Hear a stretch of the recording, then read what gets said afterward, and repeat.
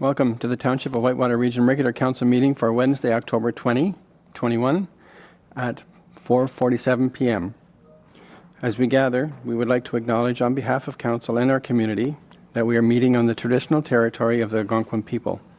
We would like to thank the Algonquin people and express our respect and support for their rich history, and we are extremely grateful for their many and continued displays of friendship. We also thank all the generations of people who have taken care of this land for thousands of years. Please stand for the prayer. Almighty God, we give thanks for the great blessings which has been bestowed upon Canada and its citizens, including the gifts of freedom, opportunity, and the peace that we enjoy. Guide us in our deliberations as Township Councillors and strengthen us in our awareness of our duties and responsibilities. Grant us wisdom and knowledge and understanding to preserve the blessings of this country for the benefit of all and to make good laws and wise decisions. Amen.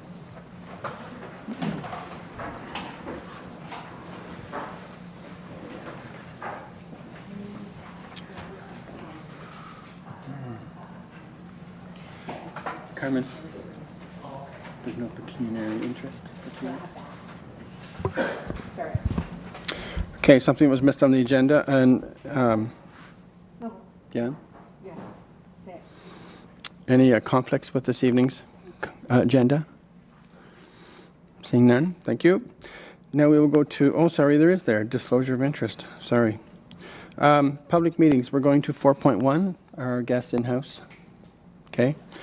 This is a public meeting for road allowance acknowledgement request from Katie and Lois and Bill Robinson. Katie, are you on? Yes, I'm on. Can you hear me clearly? Yes, we can hear you fine. Thank you. You have 10 minutes, so I'll be watching the time and I'll let you know when you're getting close, okay? So you have the floor, please. Okay, before you... Before what?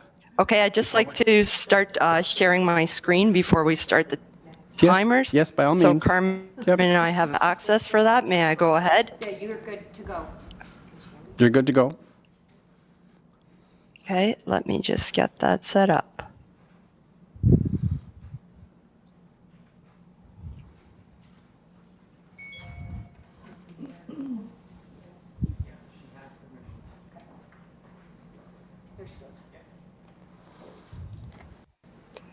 And Carmen, can you just confirm that you can see my slide deck? Yes, we can see it. Thank you.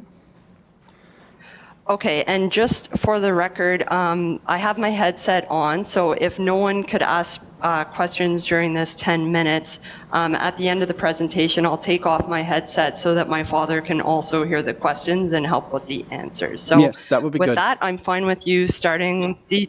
Okay, great. I'm going to start the timer now, too. Thank you. Okay, go ahead. Thank you.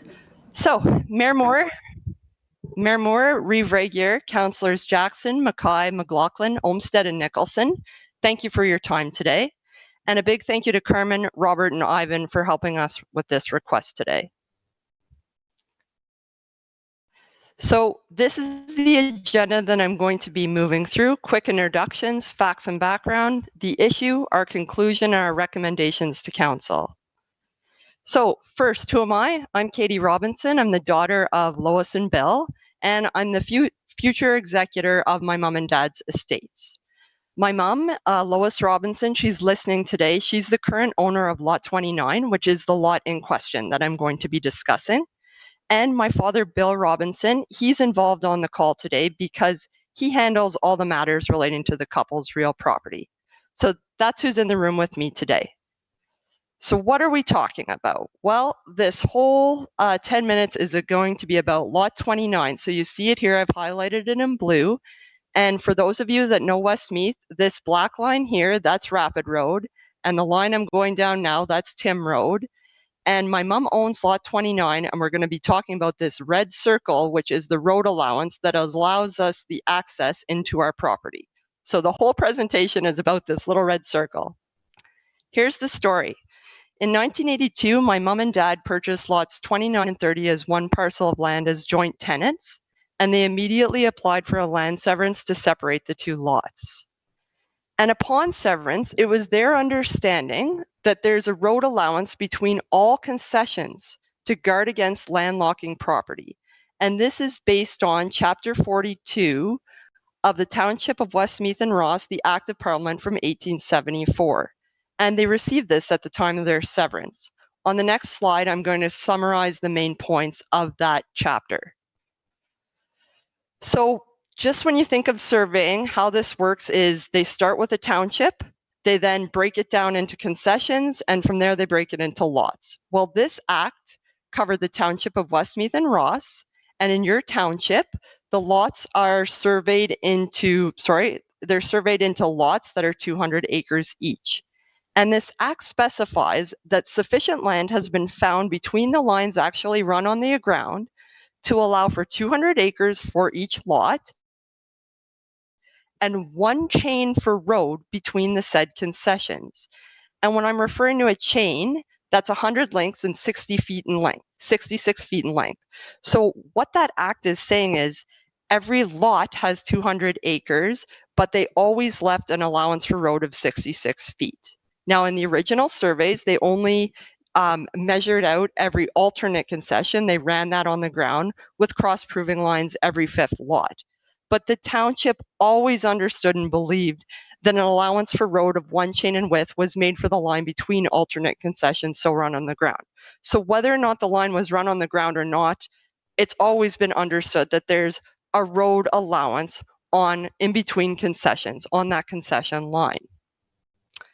So the eastern end of lots 29 and 30 is the concession line between concession Westfront East and concession ACFL, which in the document clearly states that it's a road allowance. Also, before the establishment of Rapid Road, which is a forced road, the concession line that I'm talking about was the only surveyed access to lots 26 through 30 and all of concession BCFL, consistent with the original survey from 1831. I'm going to jump back and show you that map to be clear. So without Rapid Road here, the only way into lots 26 through 30 and down here to Kalunge Lake B, the only way in is this very road allowance that I'm referring to, which we believe exists. So what happens next? Lot 29 was sold in 1982, and it's later repurchased by my mom in 87. At that time in her legal package, she's given a detailed assessment plan showing the 66-foot road allowance along the eastern edge of lots 29 and 30, which is the line between the concessions. And here's that map that was provided by the assessment plan. We have Rapid Road, Tim Road, and here's the road allowance between concession Westfront East and there's Kalunge Lake Front. What happens next? In 2010, lot 30 sold, so now we only hold the internal lot. In 2020, my dad receives a copy of his neighbor Dan Shank's survey of lot 13, the neighboring lot, and it's done on the same concession line. The survey didn't indicate the road allowance. This is where the problem starts. Here we go, Dan Shank's survey. This is Tim Road right here, Yakabuski Road over here. Here's lot 29, no sign of the road allowance. It's disappeared. You can see the surveyor noted it here and here. Where did it go? Not on the survey. So my dad went to the township and he was referred to Ivan. And Ivan said that there's no road allowance based on recent local land surveys. So Mr. Shank's survey was completed by Mr. Kasperzak. And so my dad contacted Mr. Kasperzak to discuss that chapter of that Act of Parliament, which indicates that there is an allowance for road and one chain between concessions. So Mr. Kasperzak said he hadn't seen the document. So my dad took him the document. And then he said he didn't think it pertained to that concession, but he didn't provide my dad with any support for that. And then the conversation stopped. It's our view that Mr. Kasperzak's survey should have included the road allowance. This would have been consistent with all prior documentation. So then my dad went to Anne McBean at the County of Renfrew, and she gave him all the documents that were the support for his severance packages in 82. And I'm going to show you that in the next few slides. And they had a lawyer help prepare the application. This is critical. This is the application. Access to the lands intended to be severed and retained. Unopened road allowance checked off. That's to get to lot 29. Open municipal road allowance checked for lot 30 off Tim Road. And down here, is there no access by public road, water, street? Not filled out because we just specified the access. And here, provide a sketch of the property. The lawyer provides this, Rapid Road, Tim Road, here's the road allowance, and here's the note for concession ACCFL. So again, it's all there. And here, this is to the planning division, my mistake. Have you an official plan in effect under the Planning Act? Yes. If so, is this transaction in conformity with it? Yes, there was access to this severed land. That's why you granted the severance. There's a road allowance. Here's the letter that proves it. The bushland conforms to the official plan. So in conclusion, it's our understanding that the laws of Ontario protect against landlocking property. We understood that the 1982 severance was approved based on there being a road allowance, and for 40 years we've been traveling across the eastern end of Lot 30, which is within the road allowance. Additionally, over the past 10 years, your township has granted several building permits for structures located on Lot 29, which suggests there's a road allowance to access the property and these structures. So as I've said before, we believe there's a road allowance between all concessions to guard against landlocking. We're supporting our position with the Act of Parliament, the severance application, which I've shown you, the assessment plan provided to my mom, the map that your township puts on their website to show the exemptions, I'll show you next, JL Richards map, and all of this is in your appendix where you have this it's bigger and in greater detail for your reference. Okay, here's the map off your township site. Clearly shows the road allowance that lets us in. JL Richards, unopened road allowance, that's what it's denoted as. Here it is again. So what would we like from you today, councillors? Well, we're asking for the township to acknowledge that there's a 66-foot road allowance across the eastern edge of Lot 30, the line between the concessions. We are the only property owners impacted by this. Nobody else is landlocked. To rectify this issue, we're asking the township to, we have three options. One, obtain the necessary property from Mr. Shank and Mr. White to provide the 66 road allowance in accordance with the severance, to bear any costs associated with establishing this road allowance. Or a simple alternative, for the township to declare the existing road to be a legal road and simply provide the road name and signage. The road's already there. We've been driving on it for 40 years. Or another cost-effective method, my mom would be willing to accept a right-of-way on the eastern edge of Mr. White's property, Lot 30, acceptable to us again if you would obtain the right-of-way for us and bear the costs associated with it. So with that, I would just like to express that we felt that we've applied for everything correctly. We don't think we should have to incur a cost to resolve this matter. We think the flaw is based on Mr. Kasperzak's survey, and we welcome your consideration, and we look forward to your questions. Thank you. Thank you, Katie. That's a lot of information in such a short time. We'll take this info and staff will be investigating and they'll be bringing it back to council. But right now we will open it up to questions for any of the councillors who would like to ask any questions. Councillor Mackay, please. So are you being blocked off on the road allowance right now? No, we are not being blocked off. It's just when we confirmed with Township whether we had a road allowance, we were told we didn't, and this has now made us nervous for our future affairs. Like, it's almost like we're, like, according to the township, what they're saying is we're traveling across Mr. White's property, which, you know, we've been traveling there for like 39 years or 40 years, and just thinking that it was always a road allowance until I saw this survey sort of thing. Okay. So if somebody bought that property, they could stop you if the way it is right now. Exactly. The way things look right now, I would think they could, yes. And that's why we brought this to light, because I certainly would like it settled. Okay, thank you. Thank you. Any other questions? Councillor Nicholson, please. No, thanks for the presentation, and I love the research and the background that you've done into it. It makes the issue very clear. Question I have, and it might be more to staff and part of it when they go away and take a look at this file, but I'm just curious about title insurance.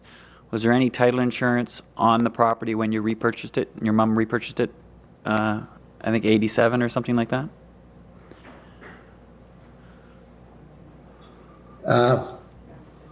Probably not.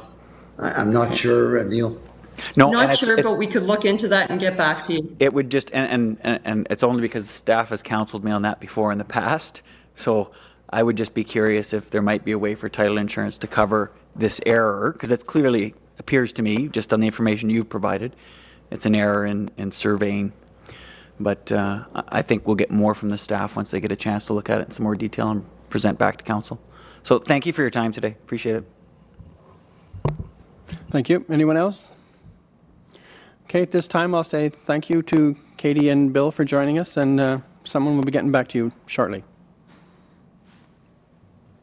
Can I make one short statement? Sure, go ahead. I want to make it clear, like I have had building permits on the property, and through Mr. Schultz and Mr. Benoit, and all the permits were issued based on that road being there, and the documents that I have and have had all along show the road there, and that's what we used. So I certainly think that they were doing their job respectfully the way they should have at the time. Thank you. Okay, thank you, Bill. Seeing no other questions, I'll say thank you very much, and we'll sign off. Okay, thank you for having us. Thank you.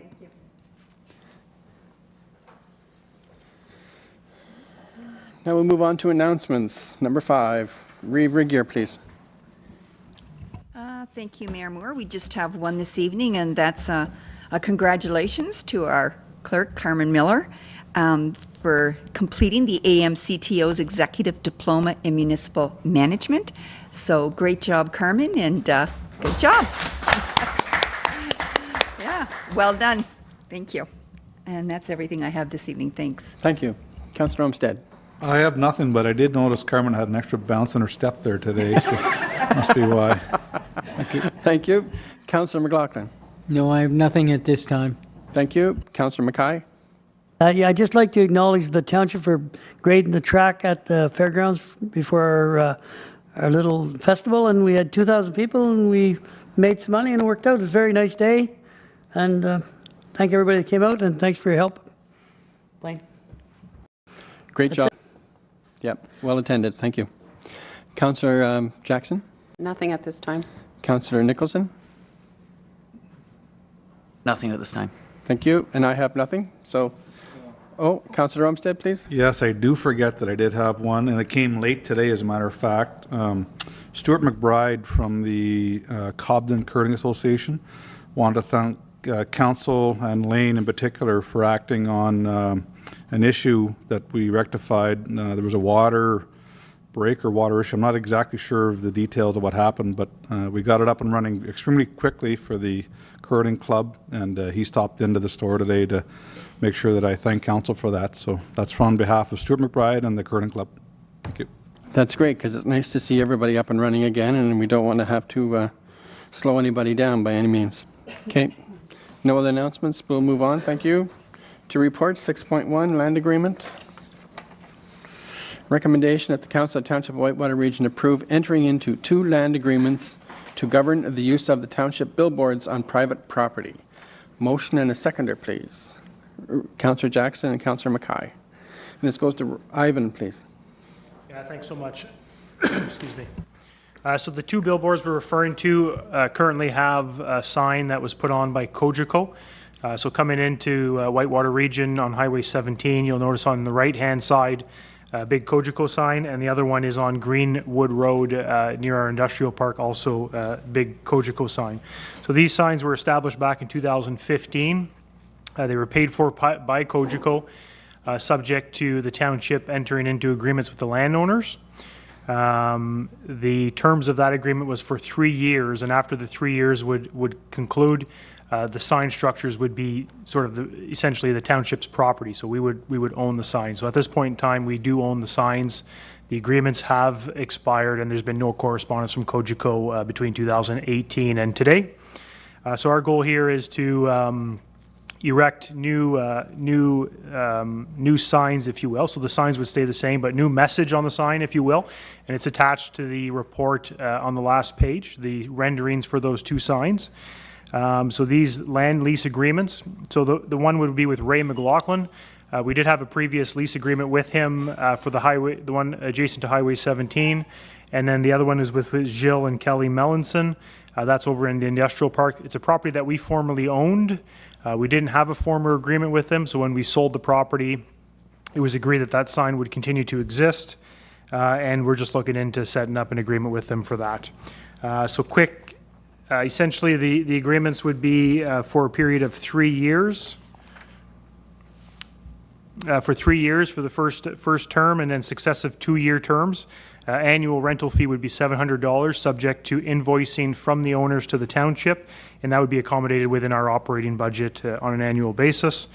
Council did approve or allocate $13,000 for these billboards as part of the 2021 budget, and at this point in time, the next step would be to get quotations from a couple sign companies to get these signs manufactured and installed. So staff are looking for council support with this report. Thanks. Thank you. Any questions on this? Councillor Nicholson?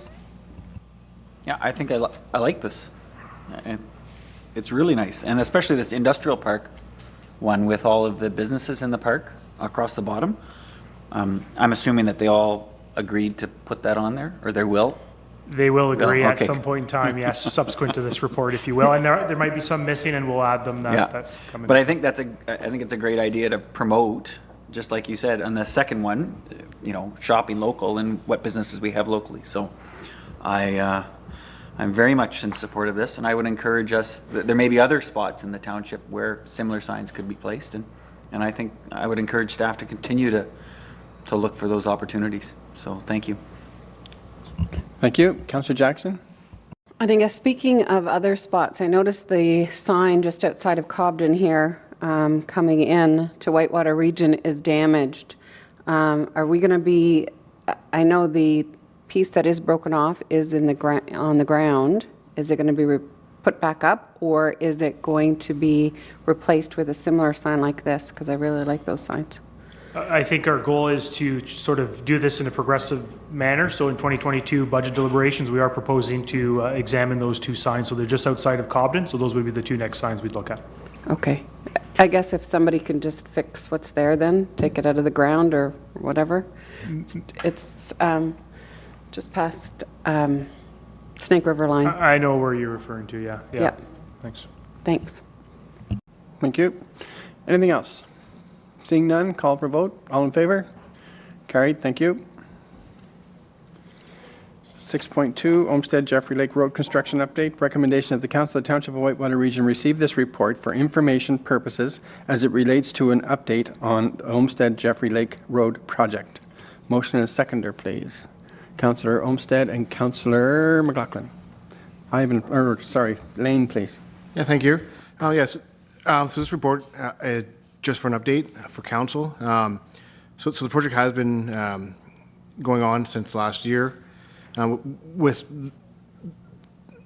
the design by JP2G, and then obviously the construction by Thomas Kavanagh, which started in early August. They've completed, in the report, most of the have completed the rock blasting, the road realignments, steel beam guardrails, and the culvert replacements. The DST has been completed for 70% of the road, which is 5.2 kilometers of the 7.2 kilometer project. If you're showing the map below, shows a section that hasn't been done, so the 2 kilometer section that hasn't been completed. And an attached letter by JP2G has recommended to wait till 2022 based on Thomas Kavanagh request, and that's basically solely based on warranty. And scroll down, there's pictures showing what's been completed and hasn't been. Yeah, that's good. Go up, yeah, showing the projects. So so part of the contract specified that all the DST work had to be completed by October 15th for weather, and that's why they're recommended to wait till 2022. The remaining work, basically, there's a is very minimal,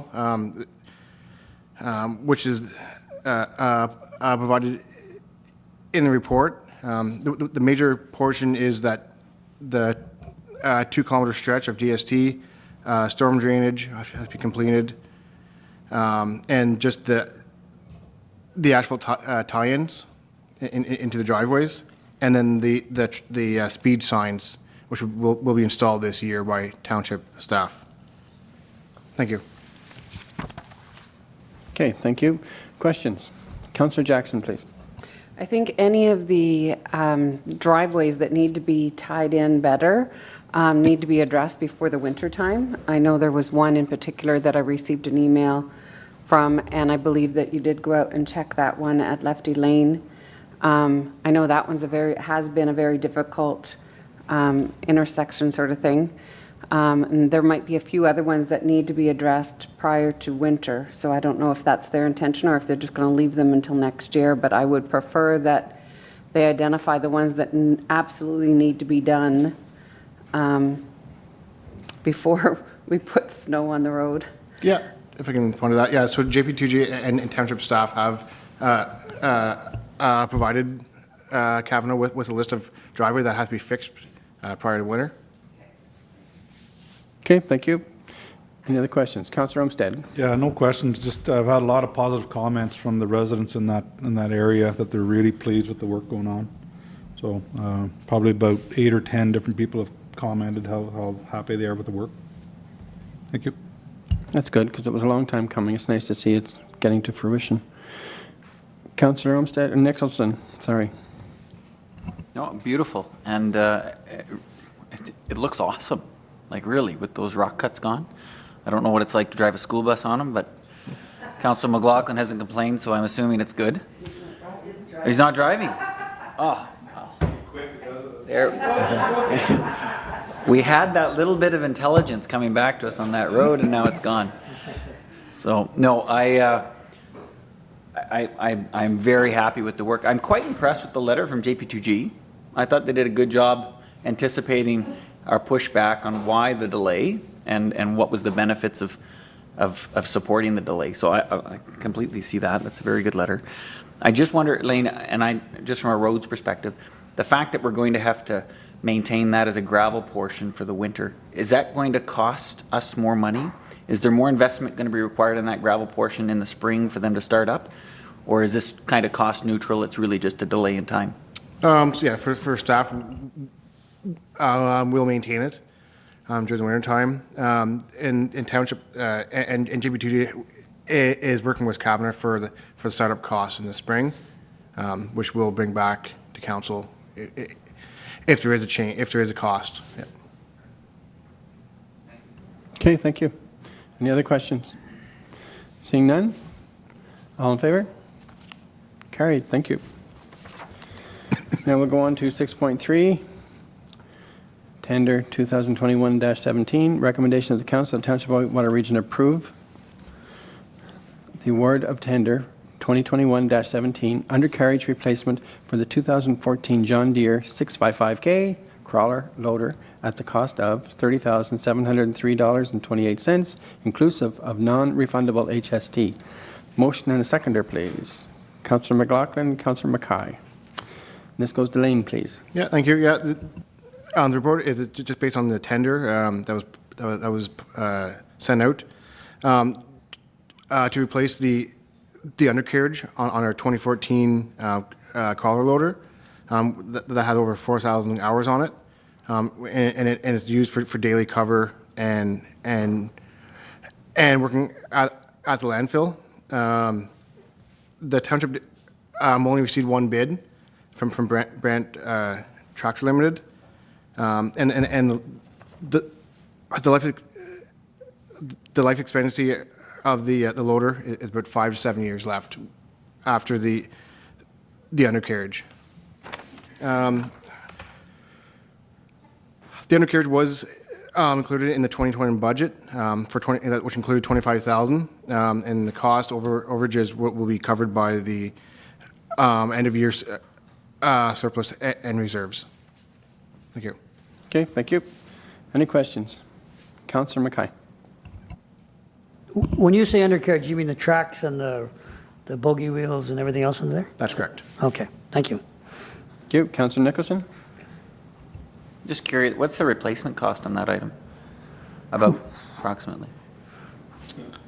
That's a very good question. Sorry. Lots. More than that. I'll have to get back to you on that one, yeah. No. I was just curious because the first bell that went off was in 5 to 7 years we're going to have this huge purchase. But okay. That would be my only thing. Thanks, Lane. I don't care. I'll be dead by then. Thank you. Councillor McLaughlin. Just kind of curious, Lane, how come there would only be one bid? Is that, would you anticipate that, or would there be a reason? It was provided on the website and Bingo. It's kind of unique work that it is for the one John Deere that we have. I can't say why there was more. I was just curious and thought I would ask that question. Thank you. Okay, thank you. Any other questions? Seeing none, all in favor? Carried, thank you. 6.4, Landfill Scales. Recommendation of the Council of the Township of Whitewater Region approve the award of RFP 2021-39 to GTR Scales Limited for the purchase and install of a 2021 Rice Lake weigh scale at a cost of $134,735.33, inclusive of non-refundable HST. Motion and seconder, please. Councillor Mackay, Councillor Jackson. Back to Lane, please. Yeah, and then maybe if I could add, sorry, just to the one before, if you don't mind. Yes, the original cost was $227,000 for that piece of equipment.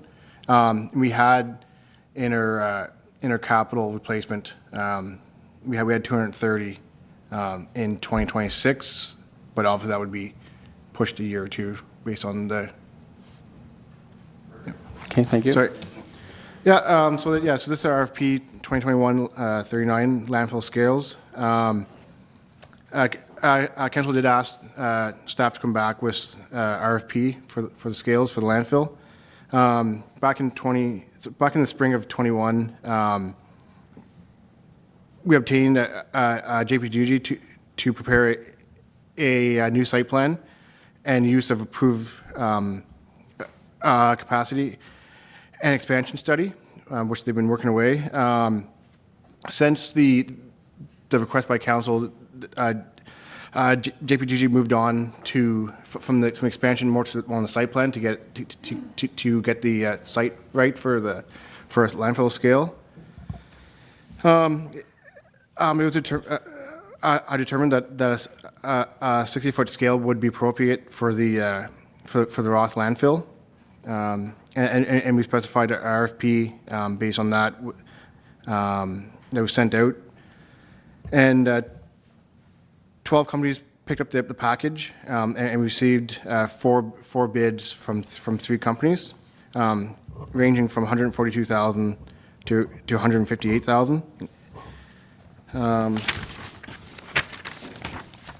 The proposal was scored based on the RFP document, and the successful candidate was GTR and their Rice Lake proposal. With the financial information, so the scales weren't budgeted for the 2021 budget, but staff are proposing to include that in the 22 capital budget and be financed by the Waste Management Reserve. Currently, it's about $96,000, and an additional funds will be in reserve in 2022 to cover. Thank you. Okay, thank you. Questions? Councillor Nicholson. Yeah. So I got a couple, Mayor, so you can cut me off if you need to take a break. So sorry, I just want to start with a comment and then into the questions. Is that when I look at this this scale thing being purchased, there's no money to be saved. We're not saving money or you know, making it more efficient at the landfill in terms of saving any dollars. But clearly, from the phone calls I've received, and probably from the phone calls the other councillors, the mayor and the Reeve have received, it's something that the public wants. They want a more transparent way of, when they visit the landfill, to see the weight versus the volume of what they're bringing. So it's quite clearly a demand from the public. So I appreciate the staff went through the process to get this far. My questions kind of stem towards the operating costs.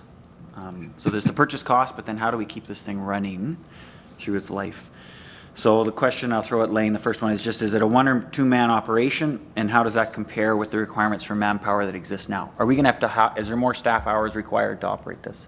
No, there won't be. The scale would be very similar to what's there now. They'll be coming onto the scale, same with what they would do now. And the landfill attendant would talk to me and scale them, and then the person would come back and scale and rescale. So the only operation change that the resident would have to come back on the scale versus just leaving and not seeing the employee. Right, so you weigh full and then you weigh empty. That's correct. Right, okay. The second question is snow and inclement weather. So I was advised by another scale operator that this equipment, the snow, any snow that gets on it or freezing rain or that has to be removed by the scale, from the scale by hand. You can't use salt as it damages the working parts. So is this an increase in labor or reprioritization of labor, or does the plan include overhead cover? Yeah, so snow removal can be done by our vinyl services plow truck. So it'd be plowed off, and then also and told by the scale company that salt can be applied. Okay. We probably won't, just because it also salt is, and salt and metal don't, you know, it's not a good combination. Typically we wouldn't, but if we had to, we could. This typical scale, Rice Lake is power coated, and all the components are sealed, so there's no issue if we had to. There is with snow cover, the big challenge is snow underneath, the snow and ice underneath the scale. That's why we went with a full slab versus just beams. For that reason, so it's easy for staff can clear out any snow that falls underneath. Perfect, okay. And what's the operating plan or the backup plan if the scales aren't working? Do we revert back to the existing policy? Is there another proposal? And does it cost any more money? Yeah, it's always good to have a backup plan. In talking with surrounding municipalities and also GTR Scales, it's very low risk of failure. Part of the scale components is very, very limited. It's just the actual scale and the actual components is the load cells and the actual weight indicator. And then there's 2 components for the main board of it. Part of this we asked for, and one of the big failures in a scale, because they're big metal sheets, is for surge, from power and lightning, which we asked for protection against that. So hopefully it's not guaranteed, but having that device will protect the scale. But in talking to the surrounding municipalities, they never had a failure on it. And typically, one of the would fail would be the actual load cell. But you'd see it coming. It would take like a while to actually fail, and you know it failing beforehand. And talking with GTR Scales, they service over 300 scales, and they very rare have a failure. Okay, so then to the money piece. So what's the annual operating cost for the scales? Yep. Calibration, that kind of things. Yep. So to actually for Rice Lake actually provides a 12-year warranty, one of the most we received. It was above and beyond what our RFP document was, and to have that, the expectation has to be certified and inspected twice a year. So that annual cost is $1,300. And then the annual cost for electrical is actually less than would actually be for actually of the cost less running scale than it would be for the actually traffic lights, for example. So it's a very low operating cost for hydro. Perfect. Last question is just the life cycle. How long is this expected to last for? Yeah, I'm told based on this type of scale, how it's power coded, and with regular maintenance, it should last 30 years plus. Perfect. Thank you, Lane. Anyone else? Councillor Olmstead. Yeah, I use scales probably once a week from various local companies' pits. I can tell you they're good to have. In fact, that may be a service when we're open, that potentially a moneymaker that we can use. The question I have, Lane, is does it give you a digitized printout? So does it give the customer a digitized copy? I know that's what I'm used to with a couple of local pits. So my driver goes out, he comes back, it shows you your tear, your net, etc. Yep. Is that included with these scales? Yeah, so part of the RFP that we had was, so there'd be two scale indicators. So it would show the resident what scale is, so they can see it visually. And then once they scale back, there's software that we purchased part of this proposal, which will be all digitized receipt, and also big advantage too that it also tracks if it's manual entered or not. So you could just for financial, like for best practice, it will help with that too. I think it'd be a good way to keep incoming or outgoing recycling or garbage honest. I'll leave it at that. But I think it's going to be probably a benefit. And we have a incinerator possibly coming down the road in the Empire District, I believe, that they were looking at something. So I think it'll be a good benefit for the township. Thank you. Thank you. Councillor McLaughlin. Elaine, my question, so you have gotten a 40-year plan or whatever with this, putting the scales so it will not have to be moved. We figured out how the flow is going. One question I visualize is with the amount of traffic that's going in, now they're going to have to double up. Is that going to cause a problem? Yep. So with scales, there's always, I think there's advantages and disadvantages.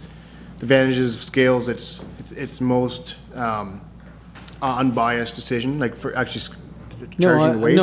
Yeah. And there's a lot of advantages, even advantages of where we can save operational. Because right now we survey our landfill on a yearly basis because we don't know how much weight there is coming in. And one thing we can apply for part of our ECA that we can, which might save, is to survey every second year because we know the actual weight coming in, which will help. We'll know actually our curbside usage coming in. One of the disadvantages is that people have to scale back twice, so they have to see the landfill, which will add delays in traffic. One of the advantage of what we're looking at with the site plan is actually moving the gates farther down, closer to mine view, so we can queue inside of the landfill versus being on the road. And there will be traffic lights on both sides, which will direct traffic. So, in your question, it will delay the time coming in and out. Yeah, I just kind of wonder if it's going to frustrate the people, or how are you going to put up signs like traffic lights so people will know? Is that how it works? That's correct. Yeah. So basically, you'd pull in, and then you'd be able to wait on a green light. Yeah, you'll be queue up to the scale, and then both sides would be a light, either red or green, direct both ways of traffic. Okay, I just can see so much traffic because there's a lot of traffic now. Just the amount that are lined up now you're going to have the double lineup. So Yeah, and that I can see being a problem. That I can see people getting frustrated and just leave as well. yeah, so as part of the site plan, we'll address the flow of traffic in and out. Yeah. And also with the proposal that we're looking at is a sorting area versus going out to the face of the landfill. Hopefully they can do all their work, all their business within like the lower half, which they can just drive in and unload and be faster to get out. So it actually speed up the process with the future development. No, as long as these things have been thought through, I'm kind of like the rest. We won't get the complaints. It is what it is. This is the cost, and that's what you weighed, and it's done. I do like Councillor Ohm. Are these going to be government inspected, like weight and measures? That's great. Yeah, Okay. they're Yeah, 'cause certified. Yeah. I kind of like Councillor Olmstead's idea. Maybe we could gain a little bit of income by having that to offer.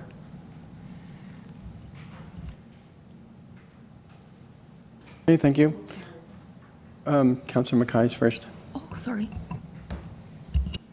Blaine, like I go to the dump now with a bulk bag full of farm garbage. Will I still have to go with the scales, or because I just dump it now for $20 or something?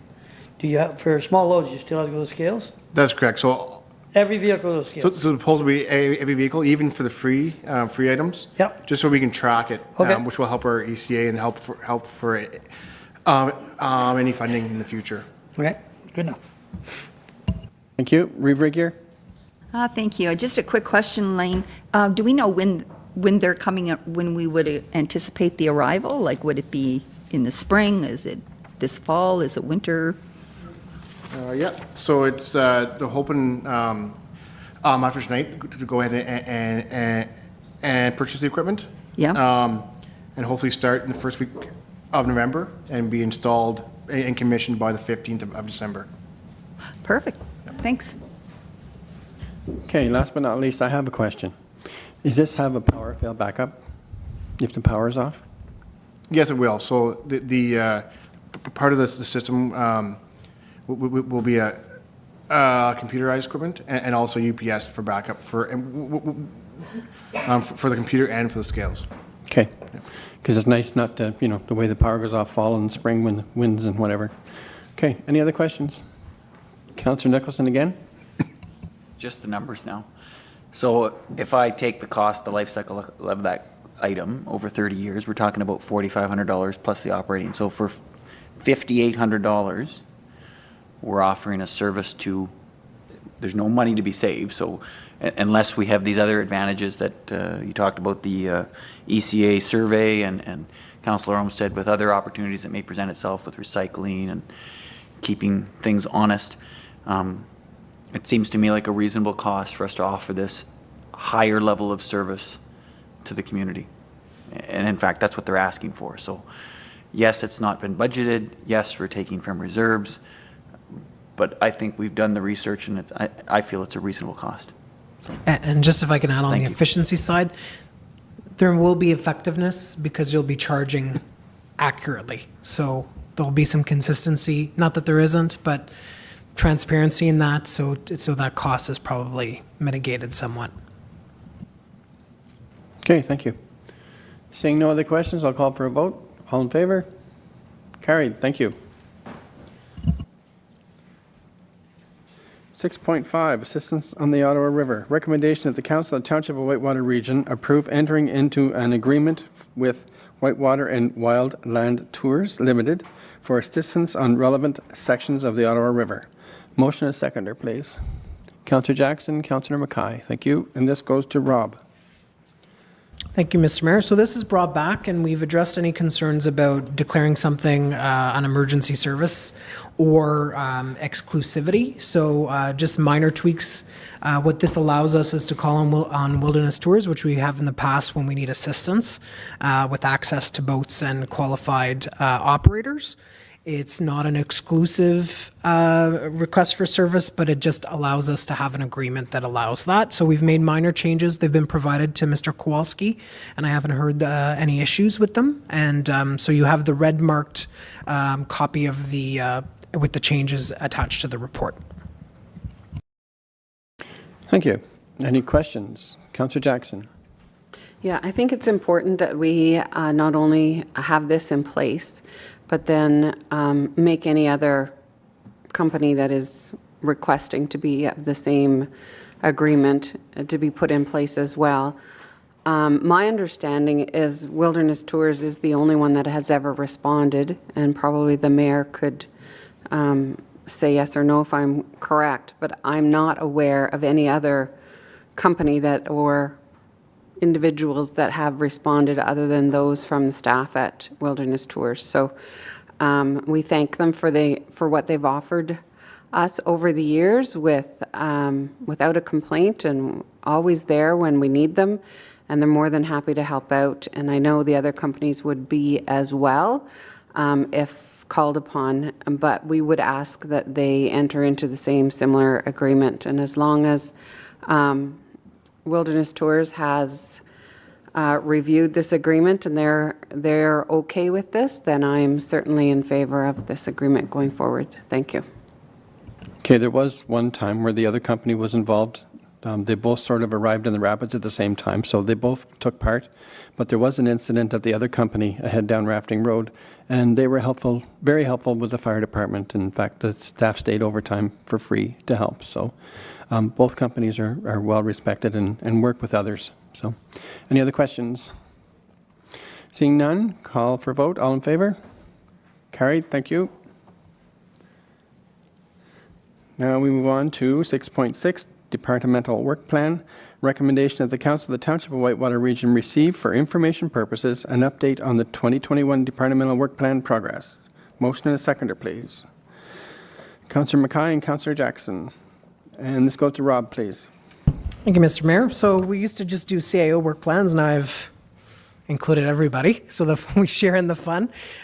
This is just to give you an update on, this is a form of accountability. The work plan is based on the strategic plan, and it's just our commitment to council on some key activities. So you'll see 2 columns completed, and then a second column with either stuff that's ongoing that we anticipate we'll be able to get done by the end of the year, or that you might see in next year's work plan. So there's still a commitment to do many of these things. I just want to thank all staff for the work they've done. You'll see that there's a lot of work that has been done despite the pandemic and the uncertainty we still live with. And if there's some specific questions on items, you can ask them now, but I would encourage to follow up with the department heads and go through them, and then you'll see a new 2022 work plan and a final for this year in January.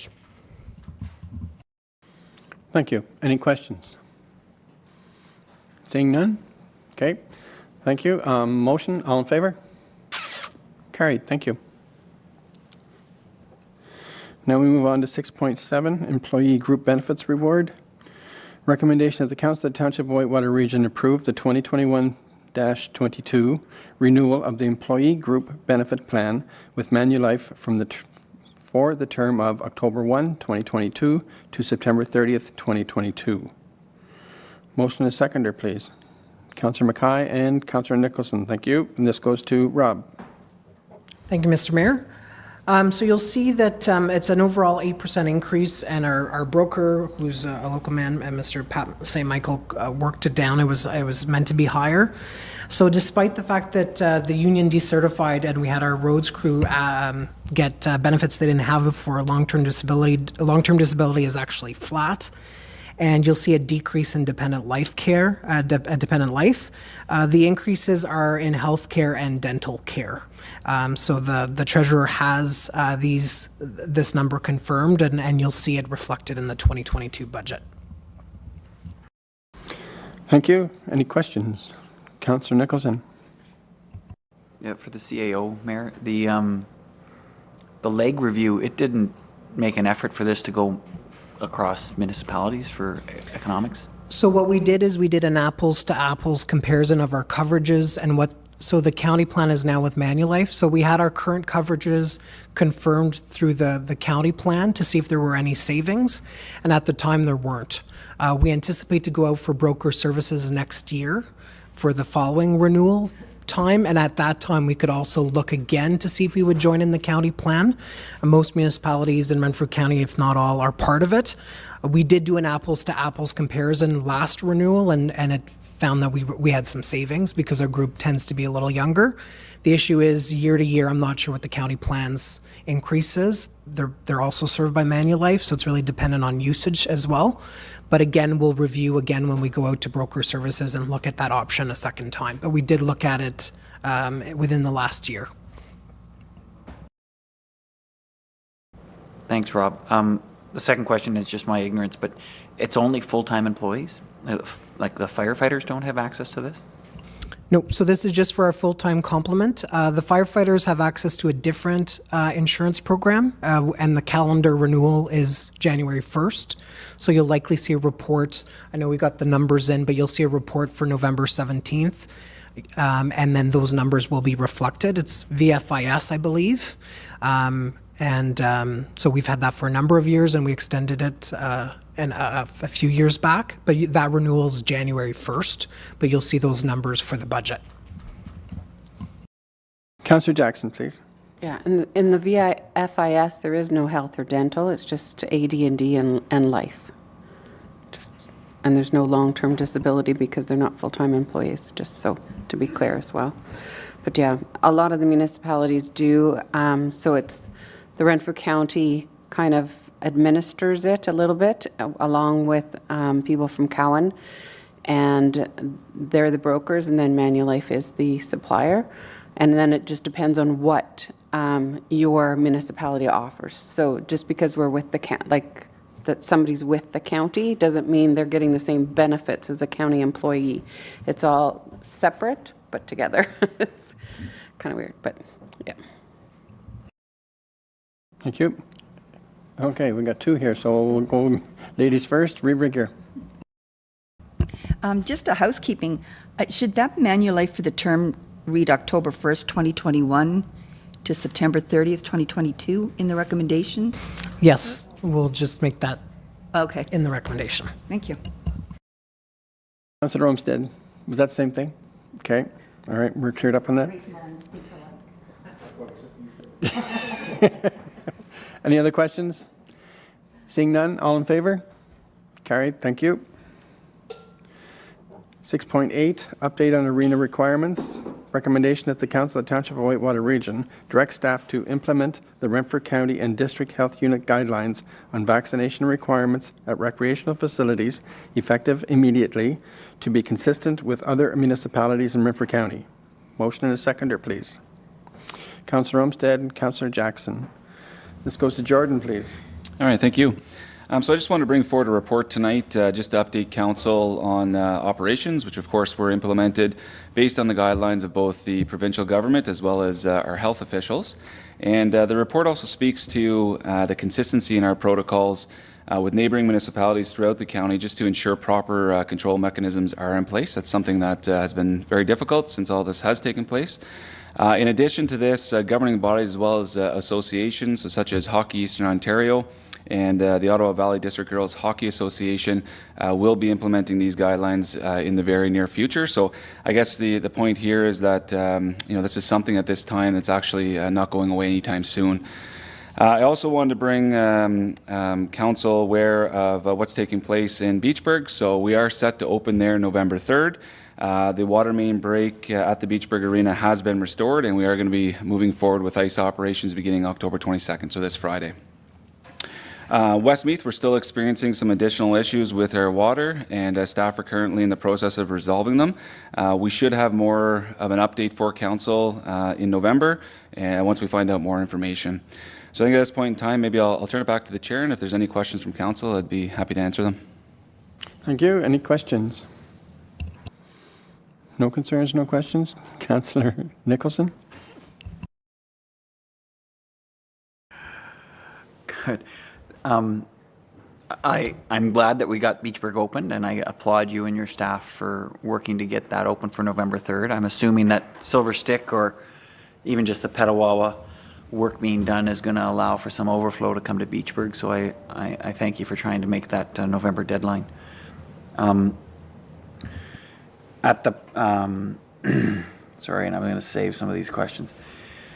The cost to do that water break repair in Beachburg, is there any idea on how much that was? Yeah, the main break repair was $25,000, and it's coming out of some funding that we had received. Okay, so it did come to 25. Okay, good. That's all I had. Councillor Mackay. The good news is the road's really smooth now, and that dip of destiny is out of there. You know where the water always set? So that's good. There's got to be a silver lining somewhere. So is there any paving that to be left there to be done next spring, or is everything completed? I haven't looked at it, sorry. So everything was completed. The top layer was done with some cold patch, and yeah, everything is complete at this point in time. So we're good for the winter then? That's good for the winter, that's yeah. important. Okay. Any other questions? Councillor Olmstead. I don't think it's a clerical thing. So I'm just reading through, it's the first time I'm seeing this, the memorandum from Dr. Robert Cushman. And just going down to the bottom to proof of being fully vaccinated, full series of COVID-19 vaccine authorized by Health Canada or any combination of such vaccines, or 1 or 2 doses of a COVID vaccine non-authorized by Health Canada, followed by 1 dose authorized, 3 doses of COVID vaccine not authorized by Health Canada. I don't understand this. I didn't either, so Can somebody clarify what that means?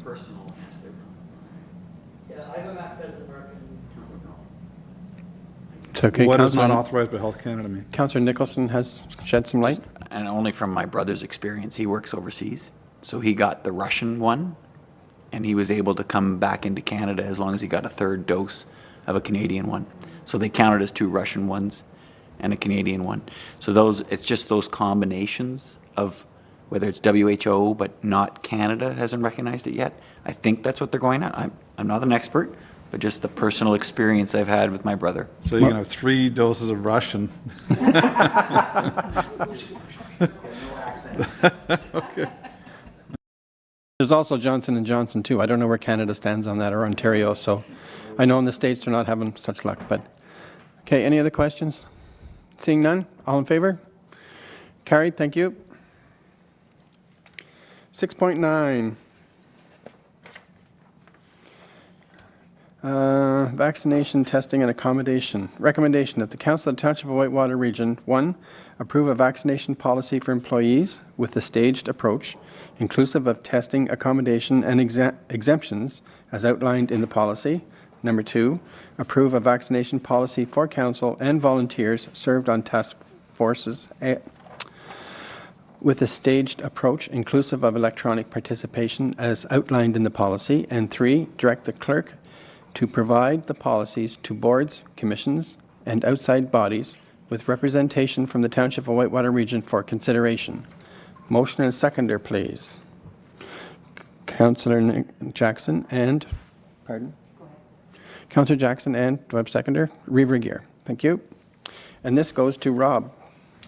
Thank you, Mr. Mayor. So we're bringing this now just for certainty because we're noticing that the world around us, vaccination policies have been implemented, some much stricter than ours. And we've tried to, we waited till the county draft policy came to Finance and Administration Committee at the county, and our policy is essentially the county policy. We just had our legal counsel and staff make sure that it met the requirements, and so essentially it's very similar. So you'll recall at the last meeting I brought forward a report, and at that time council asked for us to come back. And at that time, I did provide kind of the guidance from the Ontario Human Rights Tribunal about accommodation, and generally that vaccination requirements are permissible, and there's some guidance there on where accommodation is reasonable and to be found. So the proposed policies, I think, provide a good balance in terms of a staged approach. And what I mean by that is that an attestation that can say whether somebody's vaxxed or not, or partially vaxxed, would be required by December 1st. And that's at which time we would also require a first dose. And then the second dose for a complete vaccination would be required by January 31st, 2022. And these two dates mirror the county policy. There are exemptions in here that allow for accommodation or for medical reasons, so those can be submitted. And as an alternative, if somebody chooses to not get vaccinated and can't get an exemption, they could submit antigen testing on a weekly basis, depending on when their shift is, either by the Monday or later in the week if they work later. I'm told these tests are about $40 at Shoppers Drug Mart, and we've called Shoppers Drug Mart here in Pembroke to confirm that. So because we're requiring this of all members of the staff team, so anybody that receives remuneration, there's a second policy for council with very similar requirements. However, council, unfortunately, or fortunately, is not subject to progressive discipline. So progressive discipline would only result if people were uncooperative, provided false information, or did not provide an attestation, refused to do the education video, or submit to testing. And we would go through a progressive discipline approach versus an automatic suspension. So we would try to work with everybody. So the goal here is not to be punitive, but is to ensure that everyone is safe. And I should say that when we talk about safety, we're talking about against COVID. So it's to make sure that none of our staff, vaccinated or not, don't get sick, and that we have a safe workplace and people can continue doing their job and have gainful employment. It would also apply to contractors that would be in township facilities during regular business hours. So for arenas, that would be in their prime hours, and for this building, anybody that's in this building when others are here. So, and the requirement falls on the contractors to do so. With regard to council and members of task forces, should vaccination not occur, to attend in person, testing would be permissible if there's no exemption for health or other reasons from an accommodation, or the procedural bylaw allows for electronic participation. So there's already provisions to allow participation using other means. And I know our two task forces now have met electronically generally, and then if they were to meet in person, the vaccination requirements would be required to keep everybody safe. But again, they would be able to continue to participate as they normally have electronically. So I think the stage approach allows us to kind of wait and see. The goal, I think, is to get to herd immunity, to get the hell out of the pandemic as quickly as we can. And these policies could be changed over time. But I wanted to bring this forward for council consideration sooner than later because no action does not provide certainty for staff or the public. So I think council at this point is asked to make a determination on whether to proceed or not. And the third recommendation is technically the library board. The employees are the library board employees. You do appoint the library board, but it's to share with any board or outside commission that has council or township representation. The clerk would forward them these two policies for their due consideration. So if there's any questions, I'd be happy to take them. Councillor Jackson, please. So just to clarify, so the accommodation is for the ones that have a signed letter from a practitioner, a doctor, and a religious accommodation as well. So the only thing that those people would not have to do is to do the vaccination education portion. Those people would still have to be tested every week. Yes, anybody who isn't vaxxed would have to do the testing. I wanted to make sure that was clarified. Thank you. Thank you. Councillor Olmstead. Well, here I go. I mean, you guys know where my thoughts stood based on my comments last council meeting. I've received no less than 12 calls from staff since that council meeting. So, I mean, first of all, I didn't get into politics to make health decisions. So there's that. I got into politics to make, growth and opportunity and business and that kind of thing.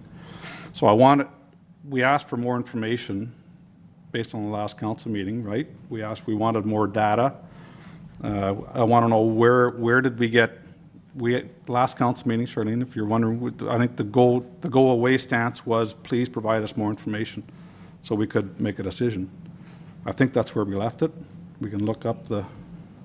Yeah, I don't know what kind of information. I think it was just to come back with a policy as to Right, I'll get there. how that was going to happen, yeah. Yeah. Let's be As all. far as stats or, I mean, there's nobody around the table here that's qualified to perform, to No, bring and forward I'll those get there. I've stats. got them.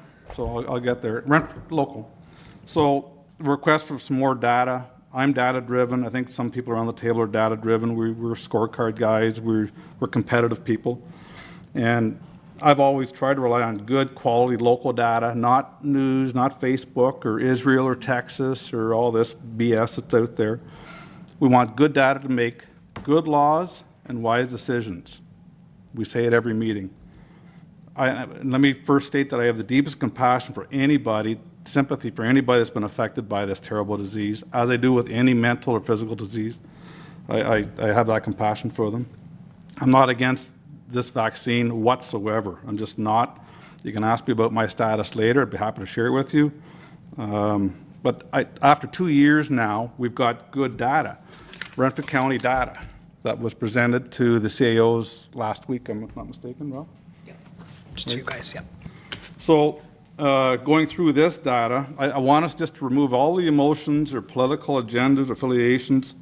Let's look at the data. So I've just gone through it, and if you haven't read this report, dive into it. It's fantastic. It has the number of cases, age groups, weekly incident rates, all that kind of stuff for 2 years. It is fantastic. I couldn't say enough about the quality of data that Renfrew County Health has provided here. It's fantastic. So I'm going to quote a couple of numbers here. In 2 years, they have alpha, beta, gamma, and delta all broken out, which is which. So in 2 years, 286 cases in Renfrew County. 286 cases. It's a lot or not a lot, I don't know. It's 0.3%. 0.3%. And this is Renfrew County. This isn't outside. This isn't Ottawa. This isn't Ontario. This is Renfrew County. 0.3% has been affected by COVID. Delta, which is the raging variant now, 11 people.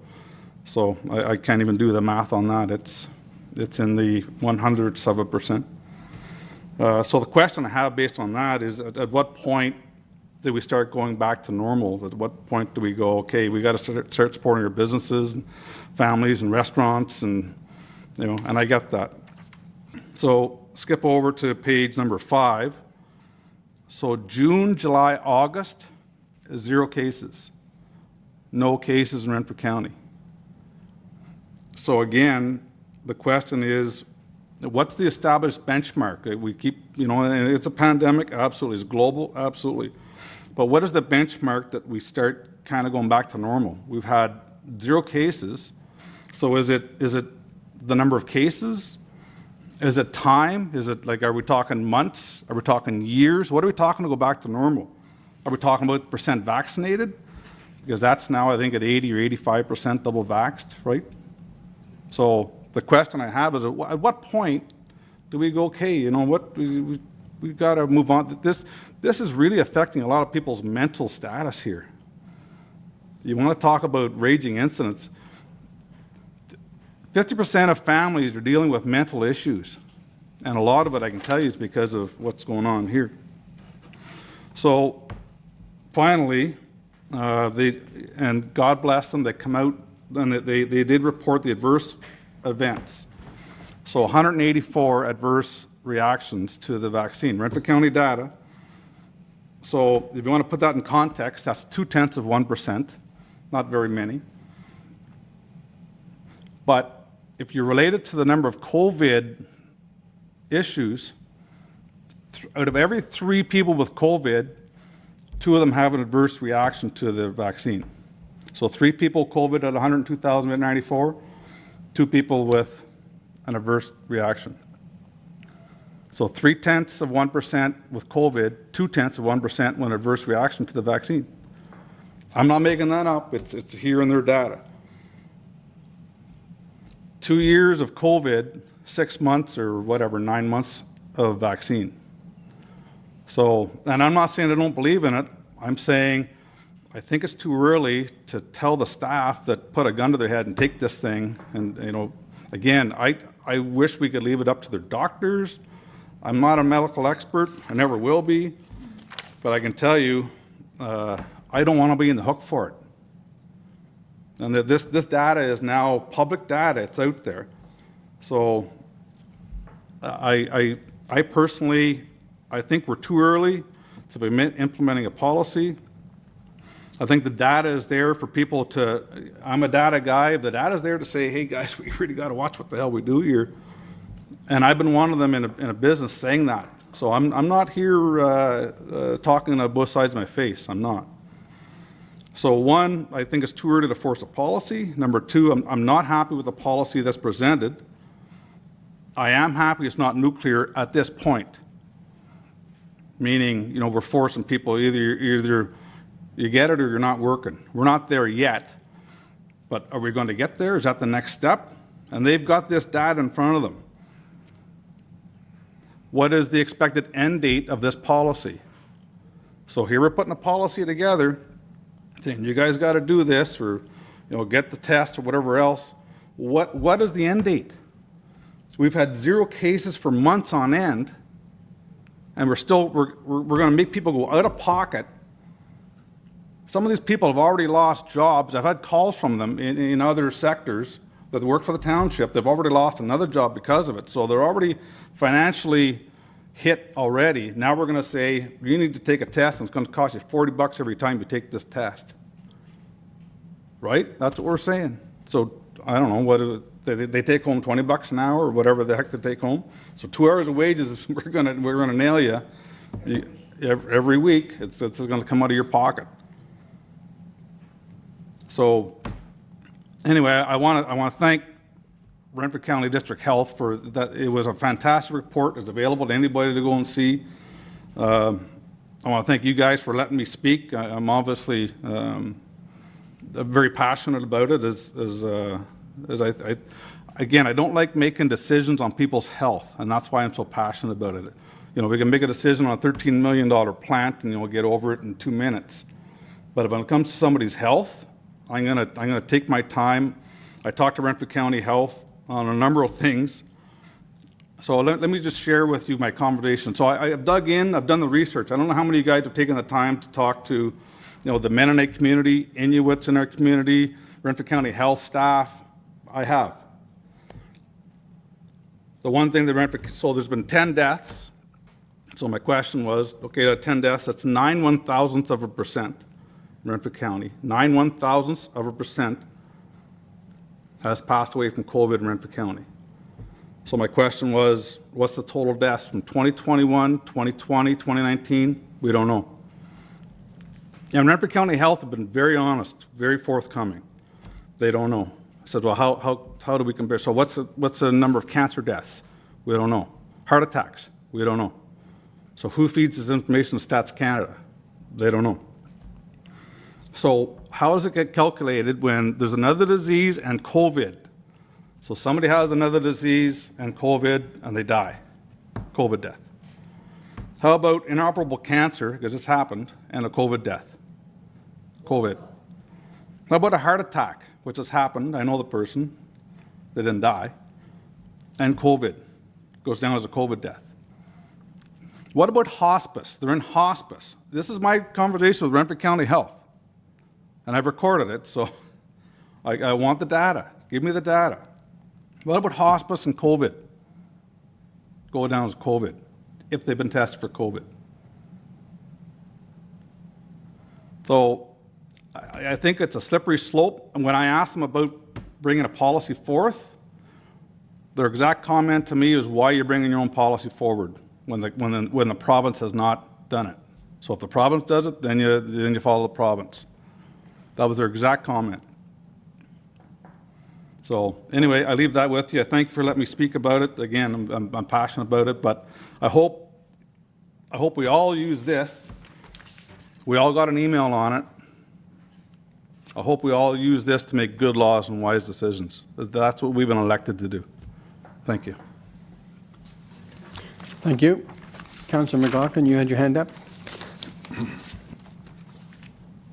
No, I think Councillor Olmstead clarified my, because I wasn't sure if in the policy that it was out of pocket, the test, and that was my question, but obviously it is.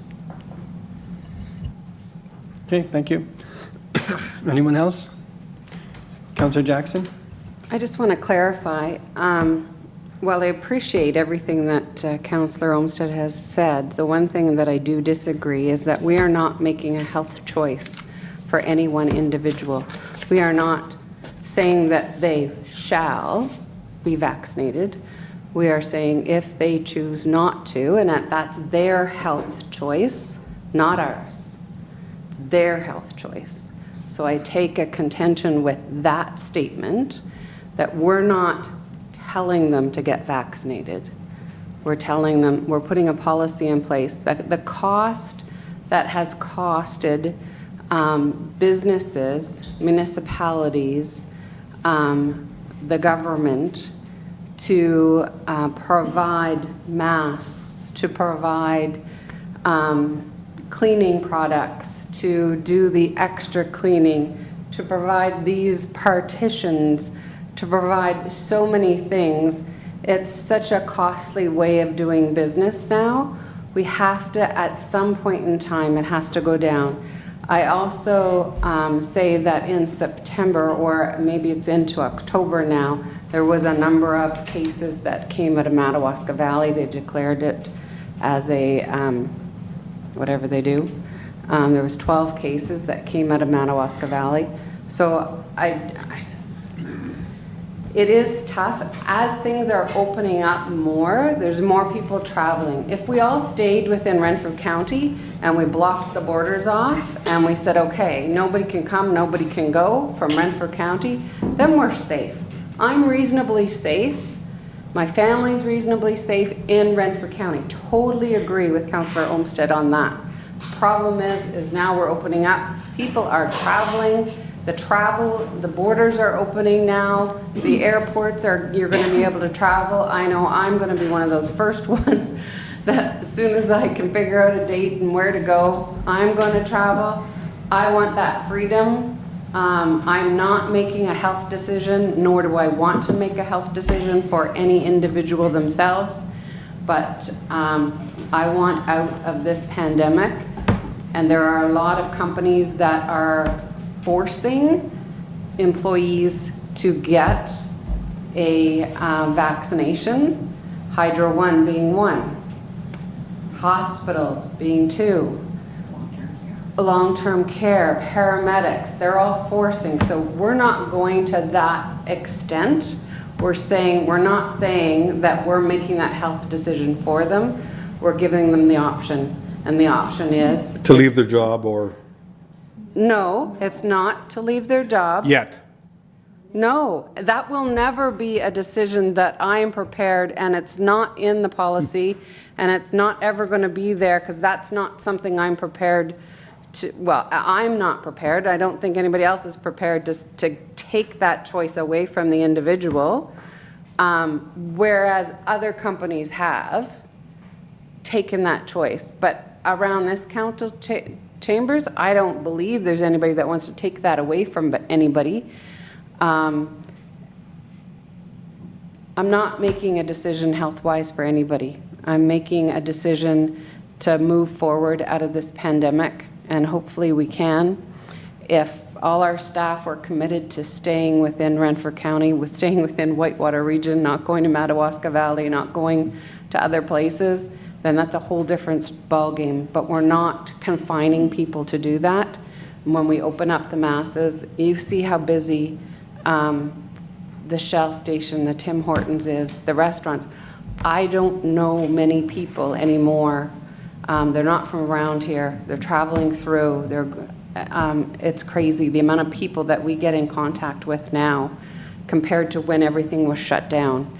And those numbers come from when we were shut down because all of those implementations were put in place. We were even Zooming online for meetings. We weren't sitting here in the council chambers. So our numbers are down because we weren't traveling as much.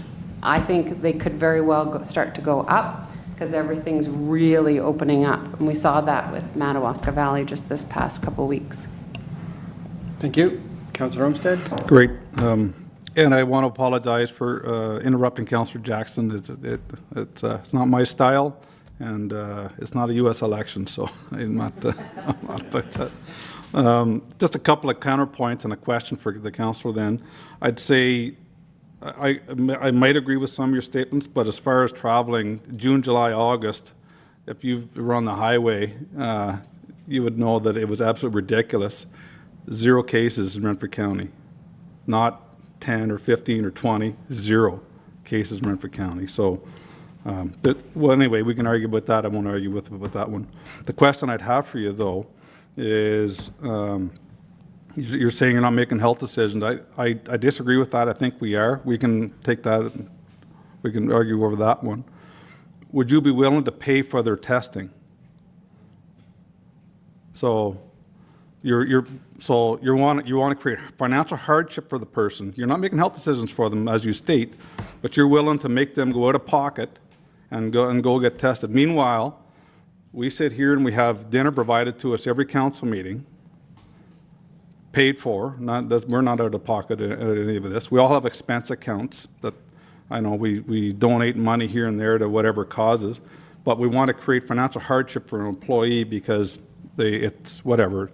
Either they're afraid or whatever the case may be. We want to create financial hardship for that employee. So that's a question I have for the councillor. Thank you. Councillor Mackay? I've been vaccinated, obviously. I have asthma, but as the cases go down, you know how it picks up. You have 2 cases, then 5 cases, then 10 cases. It must go back the other way just as fast. You know, when there's nobody with COVID, there's nobody getting COVID. So the less people we have getting COVID. I think if we were going to do this, we should have done this 2 months ago. And I don't know if we were going to do it, I think we should pay for the tests. And I'm kind of of 2 minds, and you kind of put me on the spot there, Olmstead. Because, you know, you're right. Your thinking is logically right. And I agree. And at some point, this has got to end. We're going to say, well, we have to live with COVID. Yeah. Well, I think it's 97% and 87% vaccinated in Canada. Oh, in Renfrew County. It's high, though. So it's 80 whatever % of eligible people. So that doesn't count under 12. It doesn't count those people with accommodations. It doesn't count that people. So it's only eligible people. Just to be careful, I just want to get facts out that are. And I don't want to interrupt it, but just on the facts, it says here, 80% Renfrew County District Health Unit, 80% are vaccinated with 2 doses, 85% with at least 1 dose, born in 2009 or earlier, is what the caveat there is. So whatever age that is. Sorry, Mayor, but it's in the letter that Cushman included in the attachment, just to specify that what the percentage includes and does. Okay. Sorry, Reeve Bregear. Thank you. So I am in favor of this policy. What I like about it is there are options. And I am in agreement with Councillor Jackson. There will not be a day I would ever tell an employee that they would have to lose their job because of this. There are options here, and I think that that they should hopefully look at them and be okay that we have it at least out there.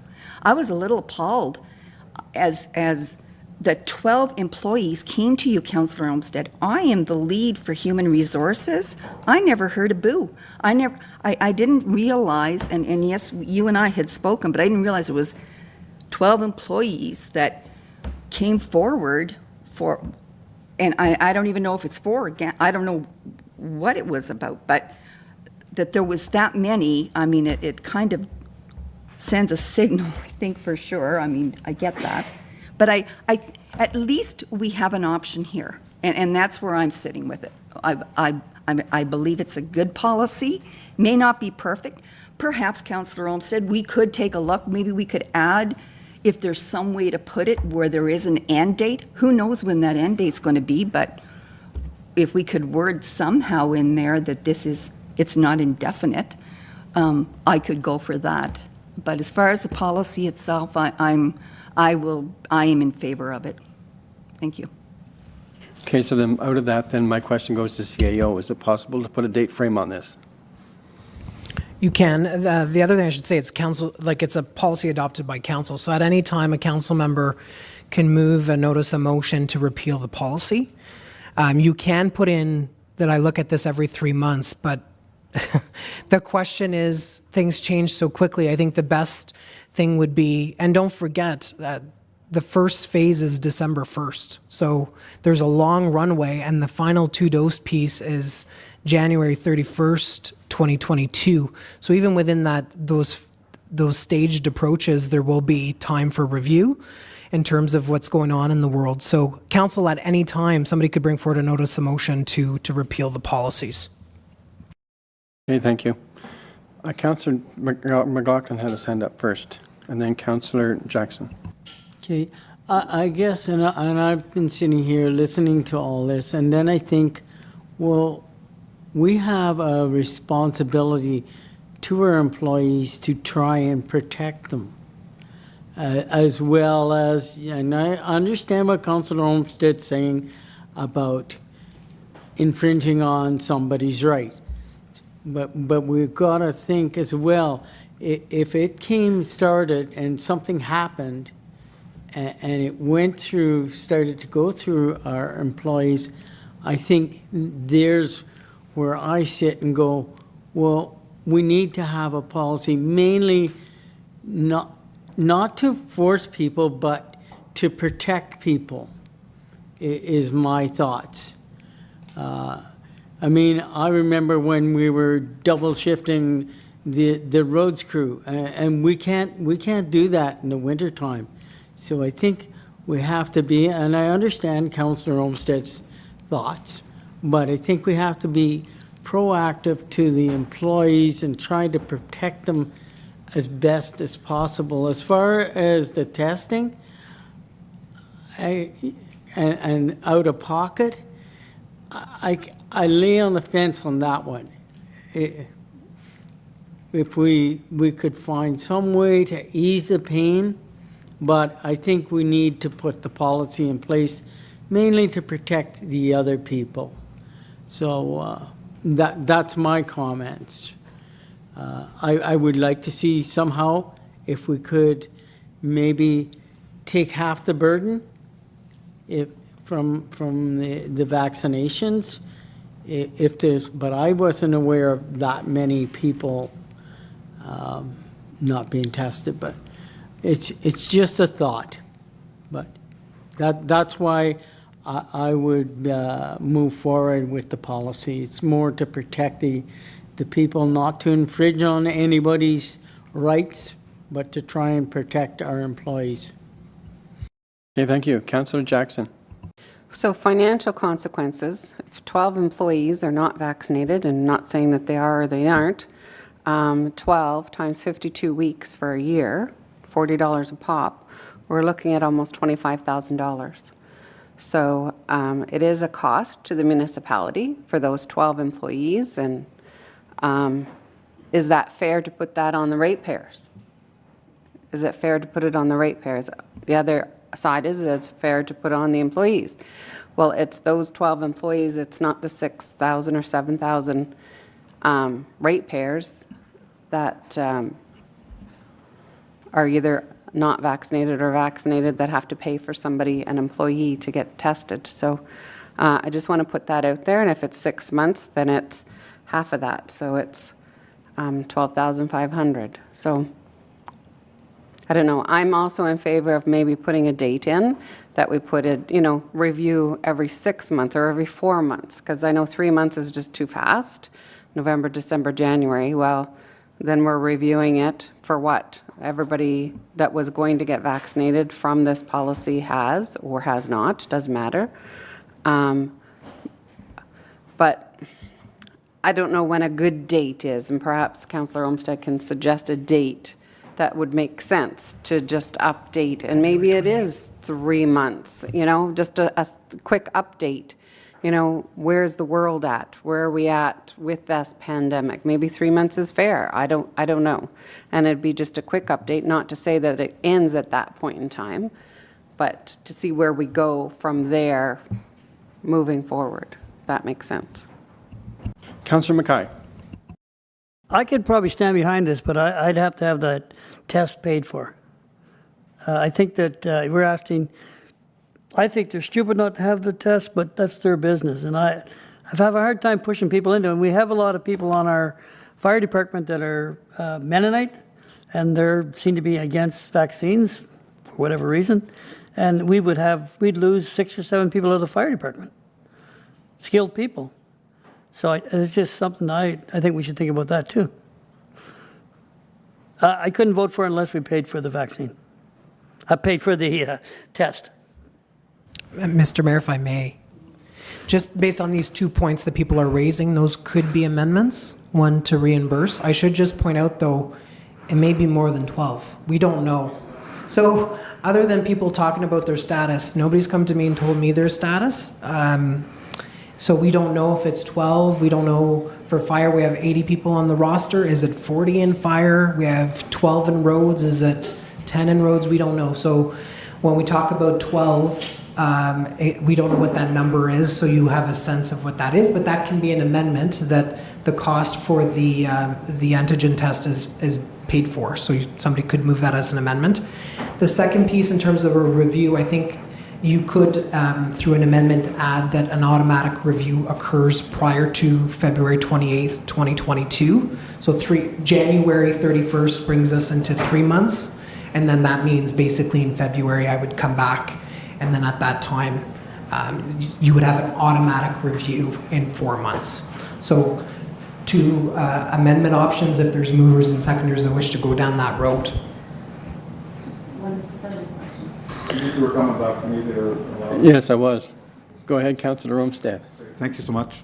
I just want to clarify that the 12 calls that I've had, and they all did disclose their vaccine status to me. They were not all unvaxxed or vaxxed people. It was a combination of, and what they were really saying was they thanked me for at least bringing up, or not bringing up the subject, but talking through the subject without us just kind of rubber stamping something through. So that was really the context of most of the calls that I received, was that thanks for at least having a good open discussion about it, which I agree we're doing here tonight. A couple of other things. I get the protection piece, and Councillor McLaughlin brought up, want to make sure we protect staff. Well, I just gave you the numbers on 0.2%. Okay, whatever, let the stats speak for themselves. But isn't that the vaccine's job? To protect the person?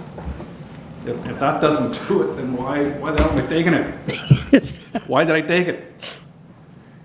Anyway, I'll leave that one alone. But again, the numbers speak for themselves, but I thought that was the job of the vaccine. And now I'm hearing boosters and other things.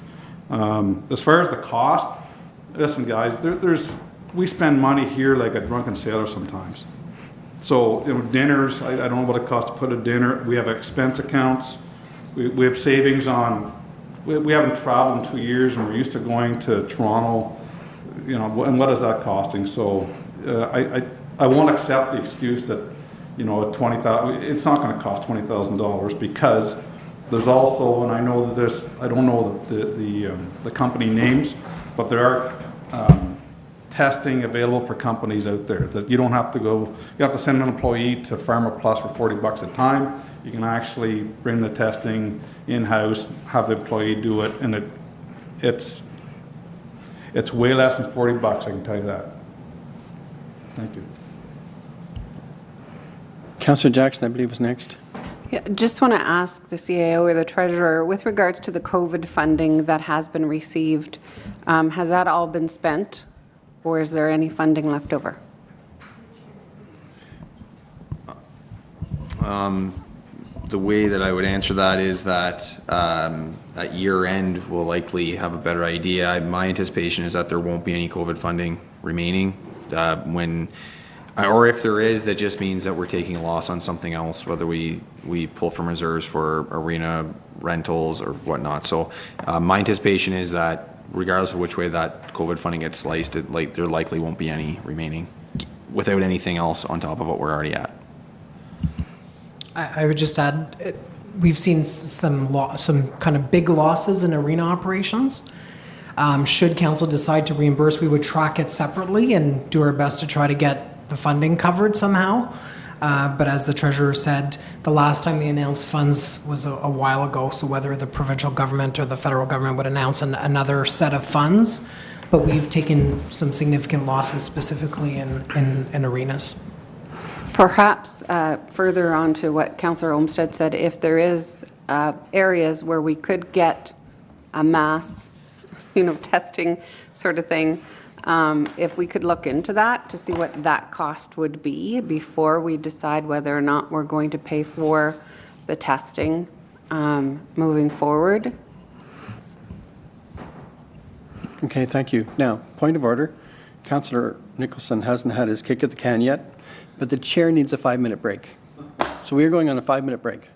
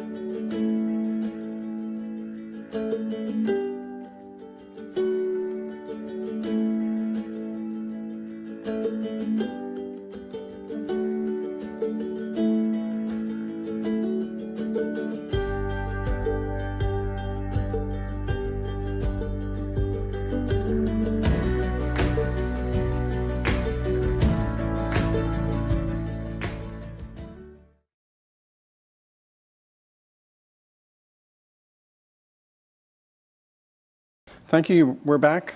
I believe point of order, so we'll go to Councillor Nicholson, please. Thanks, Mayor, and thanks to everybody for such a great discussion on this issue. I love it, and I would encourage that we do this for a lot of items. The input's good, and it's obviously going to make it better in the long run. So I've just got some points here, and then I'll kind of conclude with some additional things that came up as everybody else spoke. So I personally believe that we have a responsibility to provide a safe environment for our staff and for the members of the public in contact with our staff in our facilities. But I will not judge or be judged based on personal decisions. We heard from Councillor Olmstead last meeting as just one of the many possible circumstances why someone is waiting to obtain a vaccination. It's not our responsibility to review their situation. That's between them and a medical professional. But we owe it to his son, to our staff, and to the public to make sure that we do everything we can to offer protection for those people who can't or aren't vaccinated yet. In doing so, it means taking every possible step to minimize the impact of this virus, including adopting this policy in addition to masking and safe distances. I'm happy to see that there's an option for employees to continue working through the testing procedure, but I'm cautious about potential discrimination between vax and unvaxxed employees, and I'd encourage the SMT and all our employees to treat each other with respect and continue to uphold a zero-tolerance policy for any discrimination in our workplace. Based on the information provided by a public health officer, I am in support of the policy, but not in its current form. I'd like to make two amendments to the current motion. And the first one is that I believe we need to put our money where our mouth is. We're the ones implementing this on our employees and our staff. I believe we pay for it. So I would like to say it is completely 100% funded by us for any tests. And the second point is that I believe that we need to set an expiration date or a mandated review date. I'm prepared for 6 months, but I'd take input from the other staff and the other councillors to force this discussion again. Councillor Olmstead, Councillor Jackson, they both brought up great points. This thing is evolving. It's going to continue to change. And what we need in front of us at that review is another letter from Dr. Cushman advising us from the public health perspective what his advice is for us to make the decision. So I move those two amendments, please, Mayor. Okay, thank you. So I would ask at this time, he would be the firster, so we need... Sure, if I could just clarify the wording just so that yes, by all means, we're clarify. within, just in terms of reimbursement of the cost of the test or the procurement by the township, because I think either option. So what would happen is the bylaws to formally enact these policies would come the next time, so we would be able to understand, but I think the amendment should speak to both, either reimbursement or procurement by the township. And for the second one, I would recommend that the mandated review occur before February 28th, 22. So that's the 4-month window. I think 6 months is a little down the road. And you do want to see where you're at as of January 31st, which is the mandated second piece of the, so 4 months I think is probably a good time to come back. If the councillor is acceptable to that date and those suggestions. Okay, are you acceptable with that? The mover I am. Okay. Now, before we go any farther, Sean, did you want to add? Yeah, I was just going to kind of speak to what Rob just spoke to. I mean, not that I have a vote here, and I'm glad I don't, but just from an administrative perspective on this, just administratively, I guess, I would prefer that it was a reimbursement over procurement. I just handling, like, it's, and to secure procurement, it just isn't another strain on the department to some extent. It's not, I mean, it could have happened, absolutely, but I kind of like we do with the BYOD policy is it's a reimbursement, so I wait until I get a requisition from the employee. It's not my responsibility to go after the employee. So they have to send in the requisition, and then I make it. It just makes it a little bit easier on administrative wise. But anyway, in any event, I will turn back. That's just my only thing. I would prefer the reimbursement over procurement of those. Okay, so what's in the bylaw? Or what will be in the amendment? So I think it's up to council in terms of what's moved and what gets a seconder. But again, so what happens with the reimbursements? We're going to be doing this for a 4-month window. So, and then coming back to council. So what I would say for now is reimbursement and procurement. Or procurement if the township, I know the school board, for instance, had access to rapid tests and was able to deploy them. I'm not sure we have access to that, but we could look. But it's really up to the mover and seconder if they're comfortable with both options or want to favor one over the other. Sorry, Mayor, if I could interject. Yes? I don't think the first test would occur till January, correct? Yeah, so we've got December. December. So we have 6 weeks to kind of figure out. I'm good to leave it open, a most logical option. The point being is that they're not out. We're going to fund it the most efficient, effective way. I'll leave it to staff to come back with a recommendation that makes the most sense. Okay, thank you. So we need a seconder. Is there a seconder for the motion? Councillor Mackay is seconded. No, well, he's the motioner and he's seconder, so that's good. So yes, now we go to discussion. Yep. You want to discuss? That's where I come in. Okay. Yeah, I just want to speak to reimbursement. And now I'm going to backtrack a little bit, and I'd say that, I know there's $40 and $50 tests out there. If there's a $13 test out there, I wouldn't want to be reimbursing employees for $40 and $50 test when, I've gotten about 10 messages here when I mentioned that about the online test, and I'm getting pictures and whatever from a number of people. There's a quick online thing you can download, do the test, and you submit it to the township that night on your own. It's like $13.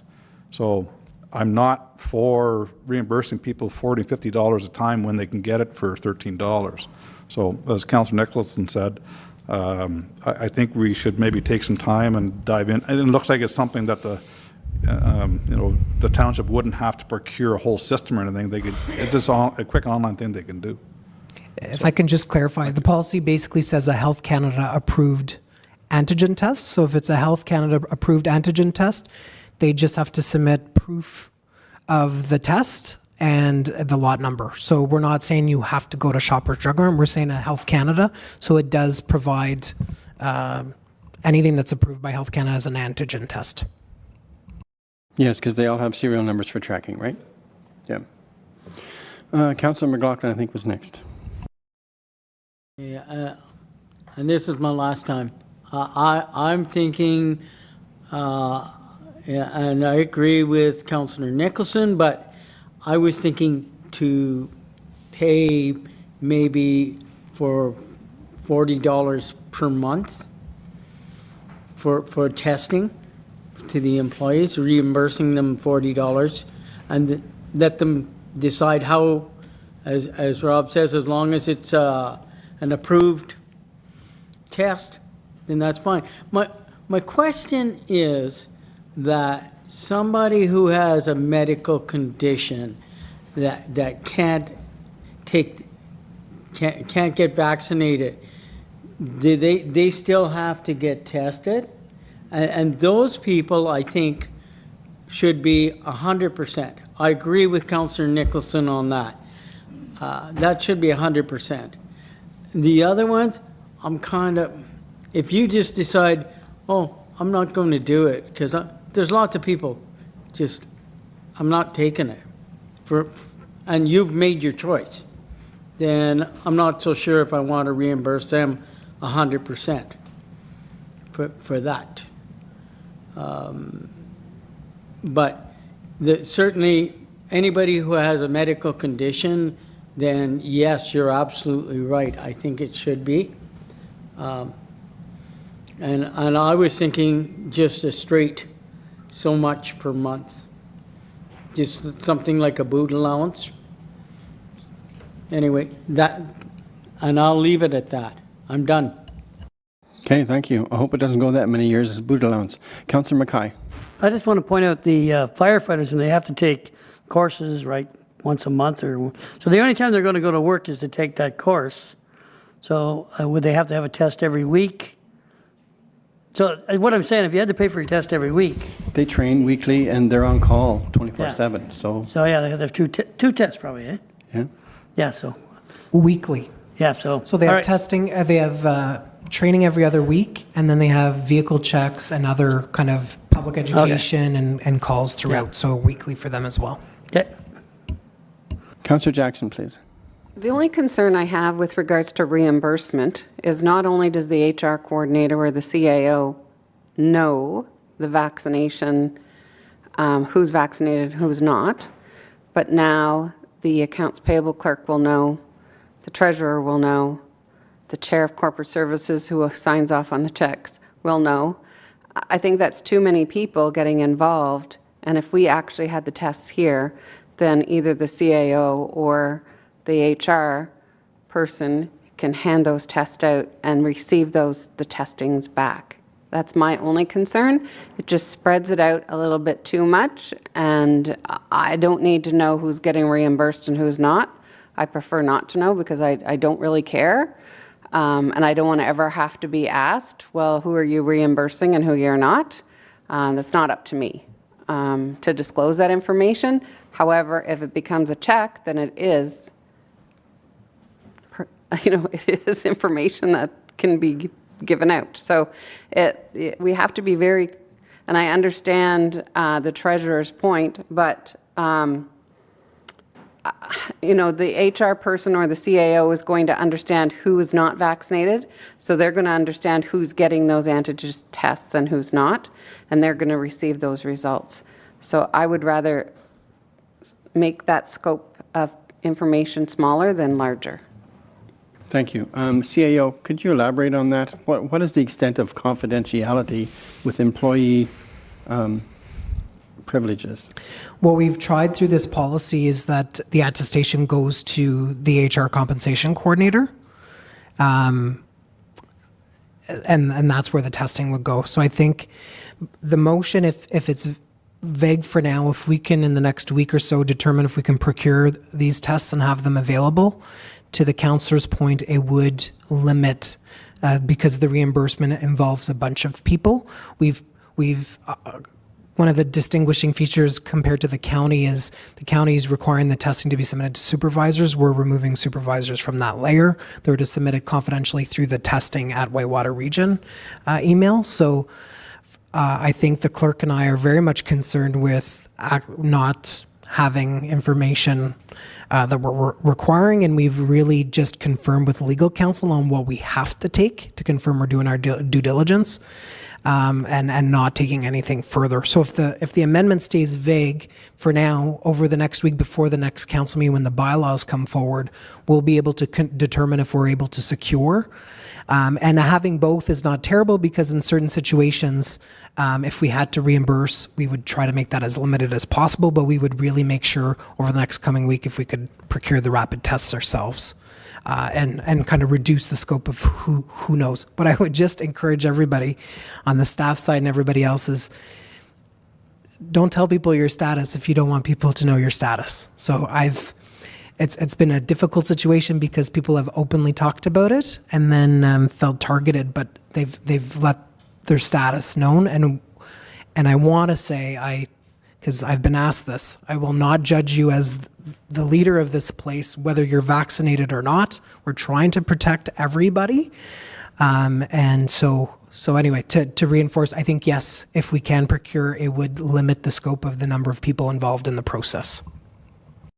Okay, but we do have another 2 meetings coming up before December 1st deadline, so November 3rd. We would know by November 3rd. We could make changes or bring it up again. When the bylaw comes forward. Okay. Councillor Olmstead.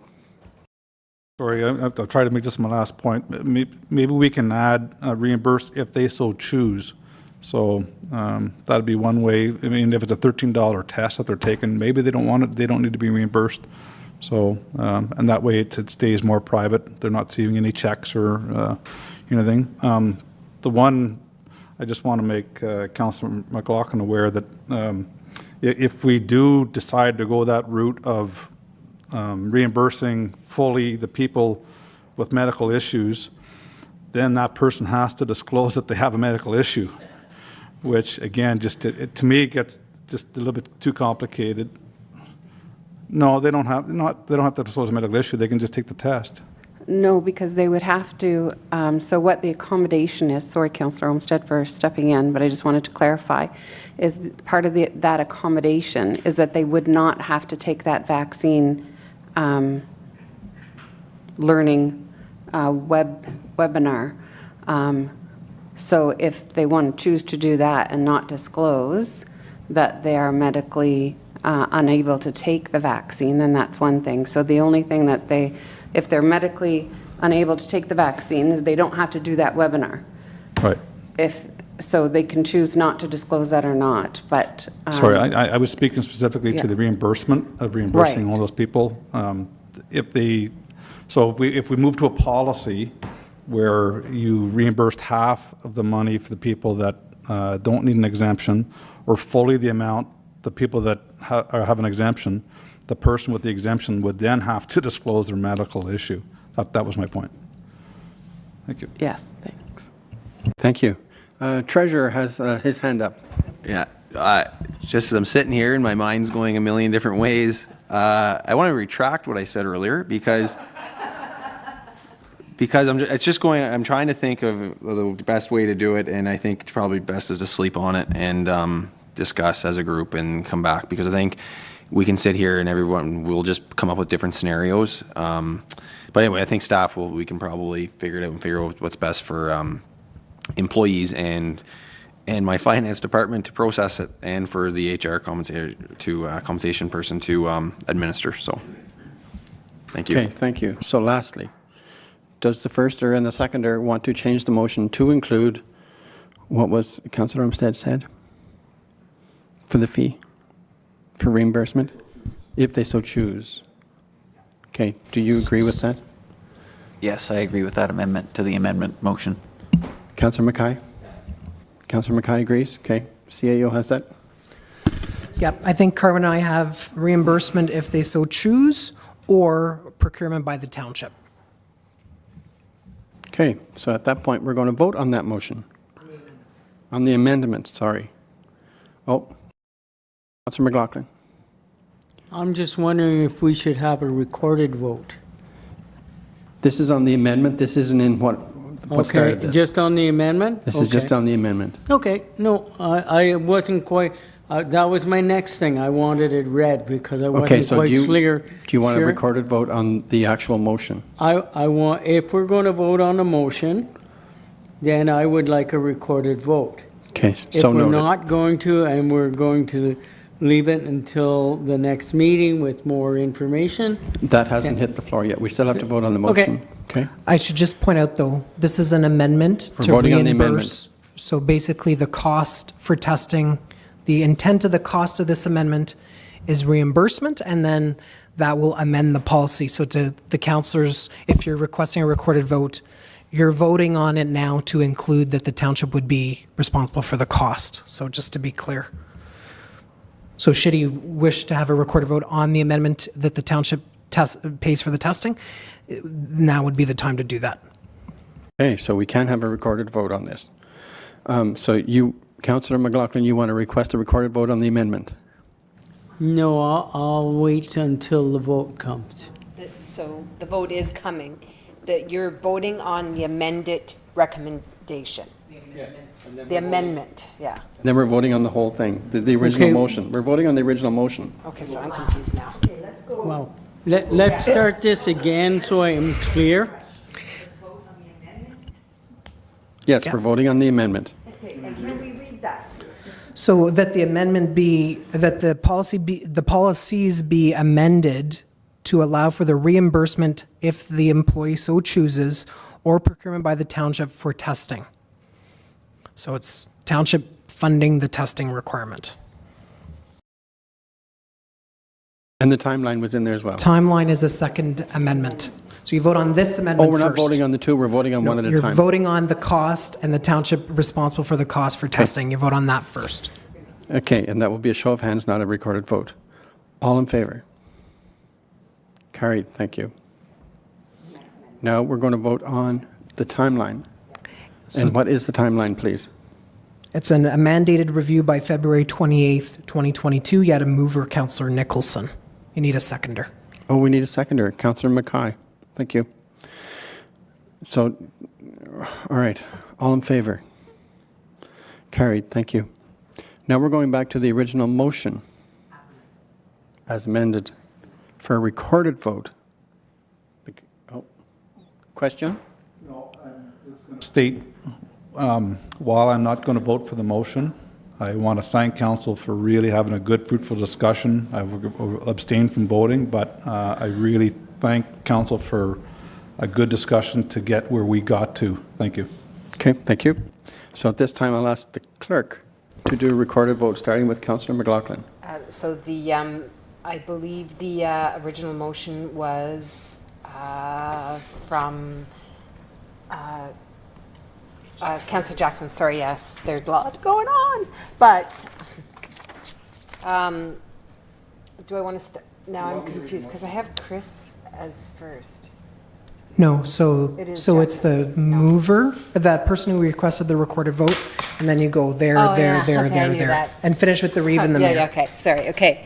Councillor McLaughlin, you're first. No, first I would like to, because I certainly don't have this all in my mind. What are we voting? So if the mayor wouldn't mind reading the motion, and then I will vote. I can do that. Recommendation of the Council of the Township of Whitewater Region. 1. Approve a vaccination policy for employees with a staged approach, inclusive of testing, accommodation, and exemptions as outlined in the policy. 2. Approve a vaccination policy for council and volunteers serving on task forces with a staged approach, inclusive of electronic participation as outlined in the policy. And 3. Direct the clerk to provide the policies to boards, commissions, and outside bodies with representation from the Township of Whitewater Region for consideration. As amended. Okay, thank you. And I will vote in favor. Thank you. Councillor Nicholson? In favor. Councillor Olmstead? Are you going to say against? Okay. Councillor Jackson? In favor. Councillor Mackay? In favor. Reeve Regier? In favor? Mayor Moore? In favor. Thank you, so 6-4, 1 against. Carried. I did him. Didn't I get you? Oh. Okay, good discussion. Thank you all. There will be more on this in the future, I'm sure. Yep, great discussion. Okay, now we'll go to number 7, notice of motion, and I look at the Councillor Jackson. Are you falling apart over there? Councillor Jackson, would you like me to read the whole thing or just the highlighted portion? So therefore. Okay. So we are on notice of motion from Councillor Jackson. Therefore, be it resolved that the Council of the Township of Whitewater Region direct that a 30-day public consultation period be commenced on potential changes to Whitewater Region Township Council as follows. Mayor to serve on County Council following the 2022 election. Reeve position to be eliminated and replaced with a seventh member, with all members continuing to be elected at large, and that the council determine how a deputy mayor will be selected to act in the absence of the mayor. Options include direct election at large, selection at the inaugural meeting by council, automatic appointment of the councillor with the most votes at the election, or by appointment on a rotation basis for the council term. So that is a motion from Councillor Jackson. So we need a seconder, please. Councillor Nicholson, thank you. And do we go to discussion now? We have a mover and a seconder. Councillor Jackson is the mover and Councillor Nicholson is the seconder. Okay, so Councillor Jackson, please. Okay, so it has come to my attention that a number of municipalities don't have two separate mayor and Reeves. most of them are the mayors that sit at county council. And I understand it is a heavy workload for the mayor with regards to that. But what we've seen, I think, and through speaking with our Reeve, is that a lot of times the mayor is called in, during an emergency, during the pandemic. There's so many things that the mayors have to be involved in. I think it's one clear, concise, and then the Reeve doesn't get invited to those meetings because it's just for the mayors. So it is kind of a double-edged sword.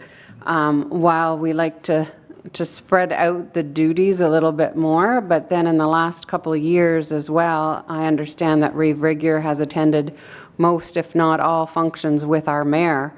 So I'm just wondering, do we actually need to have two when prior to that there was only one acting as mayor for those functions, whether it be a ribbon cutting or any type of event, which I understand we haven't had a whole lot of events, but when requested, the Reeve has certainly attended with the mayor. So I think having a review of that and then putting into place some sort of deputy mayor situation where that person would also be able to sit at the county council if required when the mayor is not there. I think that is relevant to get that done and then determine how people would like to see that either the highest vote, council vote for it, or they elect at large for the deputy mayor. So I know in the past, Councillor Nicholson has brought up as well, the number of council members, and I'm not asking for that now. However, that doesn't mean that somebody else can't ask for that during this period of time as well. But all of this, I understand, has to be done by a certain date. Is that January 1st? The year preceding an election, so December 31st. So by December 31st, we have to have this resolved if we're going to make any changes to the council at all. So I just want to put that forward. I thought it was timely. It gives us enough time to review it. After speaking with Reeve Rigger, I think she's also in favor of that. I'm not going against one or the other. I just think that one person bringing that message to the county council is more received as the mayor than they are as a Reeve with a sitting mayor. So it's difficult, I'm sure, for Reeve Rigger to not be involved in some of the discussions whenever they do call in just the mayor. So I just want to bring that forward. Thank you. Councillor Mackay. Does that mean that you'd almost have to have a full-time mayor, wouldn't you? No, not necessarily. Well, yeah. We do. It basically is your 24/7, but as for meetings like county council, this council meets twice a month. There is the odd meeting during the day other times. It's not all the time. And then county meets twice a month. Yeah, so, and special meetings there as well, committee meetings. So, no, it's not a full-time. So, but you have to have, if you're working, it has to be a very flexible job. Well, and that's why it was changed years ago, because the two previous mayors actually work full-time. And I myself, when I started here, for the first 2 years, I worked full-time. So that's why it was like that. And if everybody wants it, I don't see anything wrong with that idea. That's the way it was years ago. If you ran for council, you had to attend county council. It didn't matter if you worked or not. So, yeah. All right. Anyway, okay. Thank you, Councillor McLaughlin. Yeah, I could give you the history because I've sat through it all. Okay, I go back quite a piece. I go back to when there was 9. I go back to when we changed to 7. I go back to when we dissolved. I think this council maybe dissolved the ward system. I'm not sure if it was this council. Oh, I've had so many council, so many times that I couldn't remember when. I know Councillor Rigger was there when we dissolved it. But anyway, as Mayor Moore said, And that's the one reason, just like what Councillor Mackay is saying, that anybody who holds down a job, a full-time job, really, as much as they might want to, wouldn't be able to go do both the mayor, to attend council and county. And I think that was part of the reason, and I won't go into the details of why. The reason was that first we wanted to move from 9 to 7. And to do that, we needed to create a position. So that was done, and it was for the better, actually, because the mayor, the person that became mayor, had a full-time job and wouldn't have been able to, and did a fine job as a mayor, but was unable to go to county. So you get rid of these positions, but you also get people that might be very, very good at the job, and you're eliminating them because you're saying it's one person. I know for a fact that person would have never have put his name forward. So those are the reasons. And that's basically the history. And I think I can't remember if it was and it's probably in there, but I think it was around 2007 that we went to that system. I can't remember. In 2006, it was changed, so yeah. 2007? Mm-hmm. Okay. So 2006, starting in 2007. You're good with dates. Oh, yeah. Been a lot of changes, I'll tell you. A lot of changes in policies, a lot of changes in faces. But the main reason was we wanted to go to 7. The other reason was to get the right person to go to the right job. And I understand and Councillor Regier and I have spoke as well. I wonder, is there any way that the Reeve could, and I think the problem is these different committees where the mayor is involved, could that figurehead be the Reeve? Is there a way we could change our policy that the Reeve would be the person? And I'm just throwing it out there, and I see lots of people shaking heads and going, where are you coming from? But I don't know. I'm as I told Councillor Regier, Reeve Regier, I'm fine either ways, because it doesn't matter to me. I've sat on councils when the mayor went to county as well, and the mayor was able to do it. So those are the two things, and I think we need to bring it up and have a real good discussion. So stop at that, because it's a notice of motion. Okay, thank you. Anyone else? Councillor Olmstead. Just a quick comment on, actually, the way Councillor McLaughlin spoke, you'd think he was on the dinosaur wrestling team back in the day. But I know he wasn't. I've seen him wrestle trees. He wasn't. And bulls too, yeah. Just a comment about the deputy mayor selection, the way it'd be selected. If we go that route, I'd prefer that the council, once made up, then decides it. In my opinion, then you're not, you don't have somebody running for a deputy mayor's position, and maybe you're going to lose some good council members because there's 3 or 4 people maybe going for that position, and we've got a good council makeup. So I'd like everybody to kind of get elected, and then the council makeup decides that person. The other thing is the council with the most votes. Well, it could be somebody very popular new coming in, maybe they're not ready for a reposition, and then a deputy mayor's position, and then that person becomes deputy mayor with maybe no council experience whatsoever, and then you're going to throw that person into the county office at some time. So just a couple of cautions. So I agree with the motion. I like it from Councillor Jackson. Just my preference would be for a deputy mayor that it's made up from the voted in council by council. Thank you. Okay, thank you. The CAO has a question. Just quick on Councillor McLaughlin's issue about designating the reeve instead of the mayor. The Municipal Act specifies the role of the mayor, and one of them is representing the township, and there's some specific duties for the mayor that you really can't give to another member just because they're serving on the upper tier. And the 30-day window, we would ask for public comments that would go to the clerk. And then what I would do also is, on the deputy mayor question, check in with each member of council to see their preferences.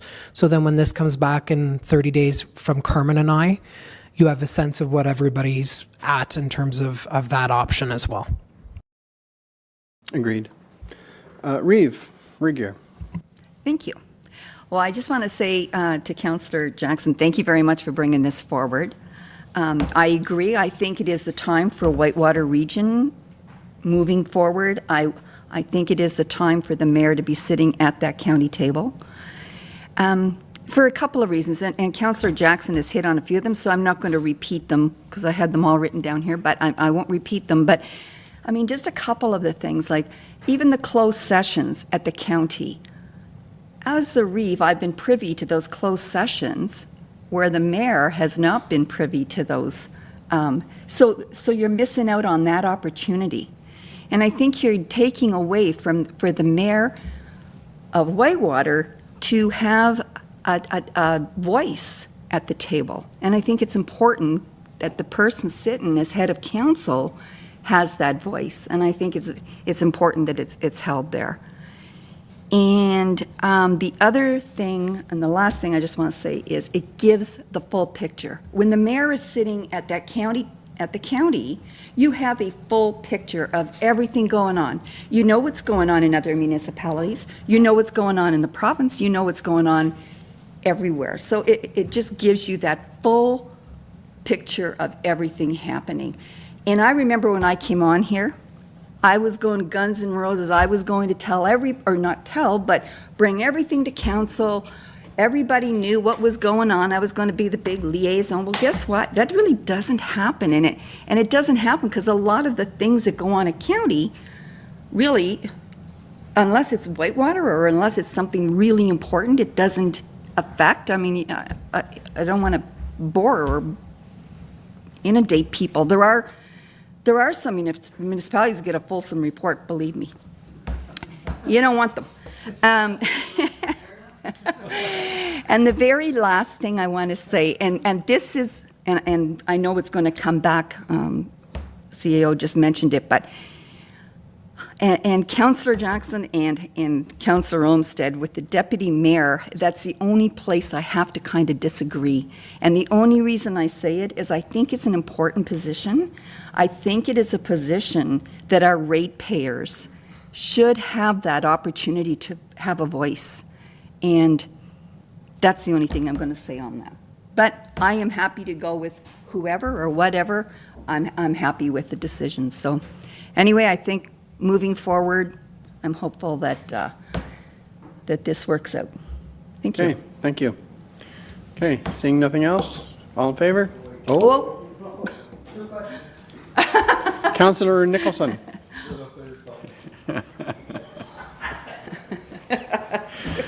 Oh, there's no mercy tonight, Mayor. Not here. No, Mayor. Okay. No, I agree with the points that have been raised so far. The question I had, because I have multiple points, Chris. The 30-day public consultation. Can you describe that to me so I understand exactly what we're doing?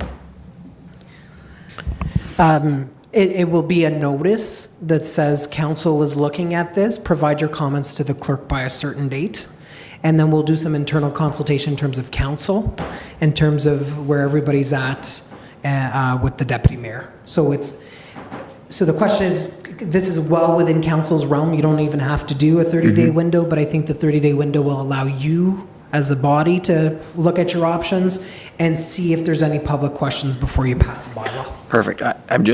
I know we talked about creating our own communication policy.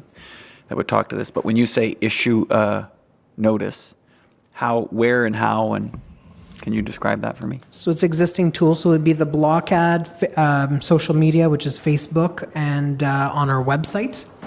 And then a 30-day window, and then we would report back with the findings whenever the 30-day windows and the next meeting, so that you would hit the deadline. 1st of December. Okay, good.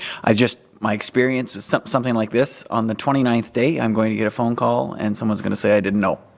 Never heard about this. Or it'll be the 31st day, and then we'll be in mad scramble. So I would just encourage that we make sure that we push that information out, and multiple times if necessary, especially on social media. And it's as easy as sending a note or making a phone call to the clerk. Good. I just want to encourage that. I'll make a comment on the number of members.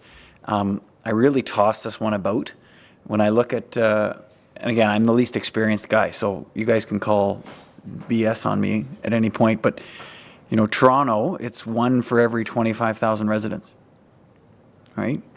We're like 1 for every 1,000, and at least a third of them are seasonal. So we have a lot of people around the table. The cost to that is $40,000 every year. We make that decision for a 4-year term, so you're talking about $160,000 if we decide to stay with 7. I'm not suggesting we change it. I just want it to be a conscious decision. Should we be at 5 or should we be at 7? Based on just my experience tonight and the discussion we had about the vaccination policy, protection of our community, 7 opinions is good. Is it worth $160,000? I think maybe in this situation it proved that it could be. So I just throw it out there for you guys to mull over.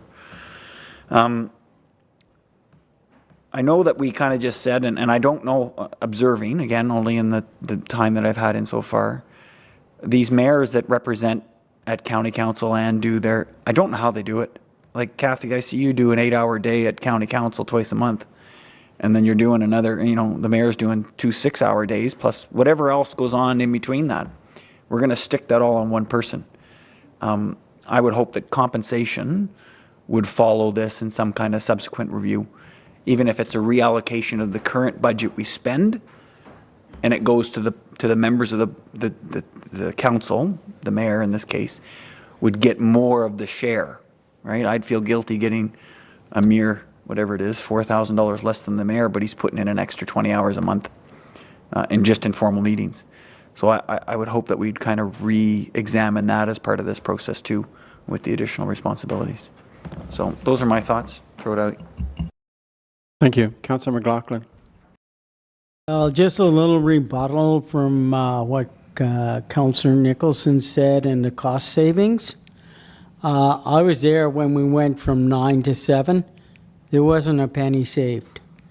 Because what happens is that you've got 7 people or 9 people sharing the 9 jobs.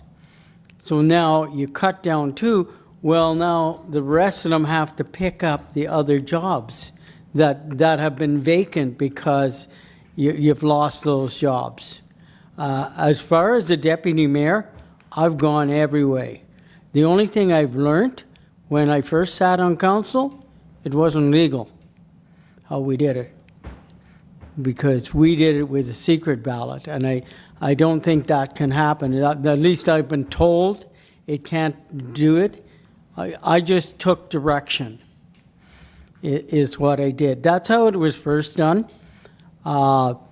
Then, yes, we elected the deputy mayor by the people, and we lost a good councillor out of that because there was 2 good councillors that ran, and I take Councillor Olmstead's idea. But I think, is this coming back and going to be, so why am I discussing it now?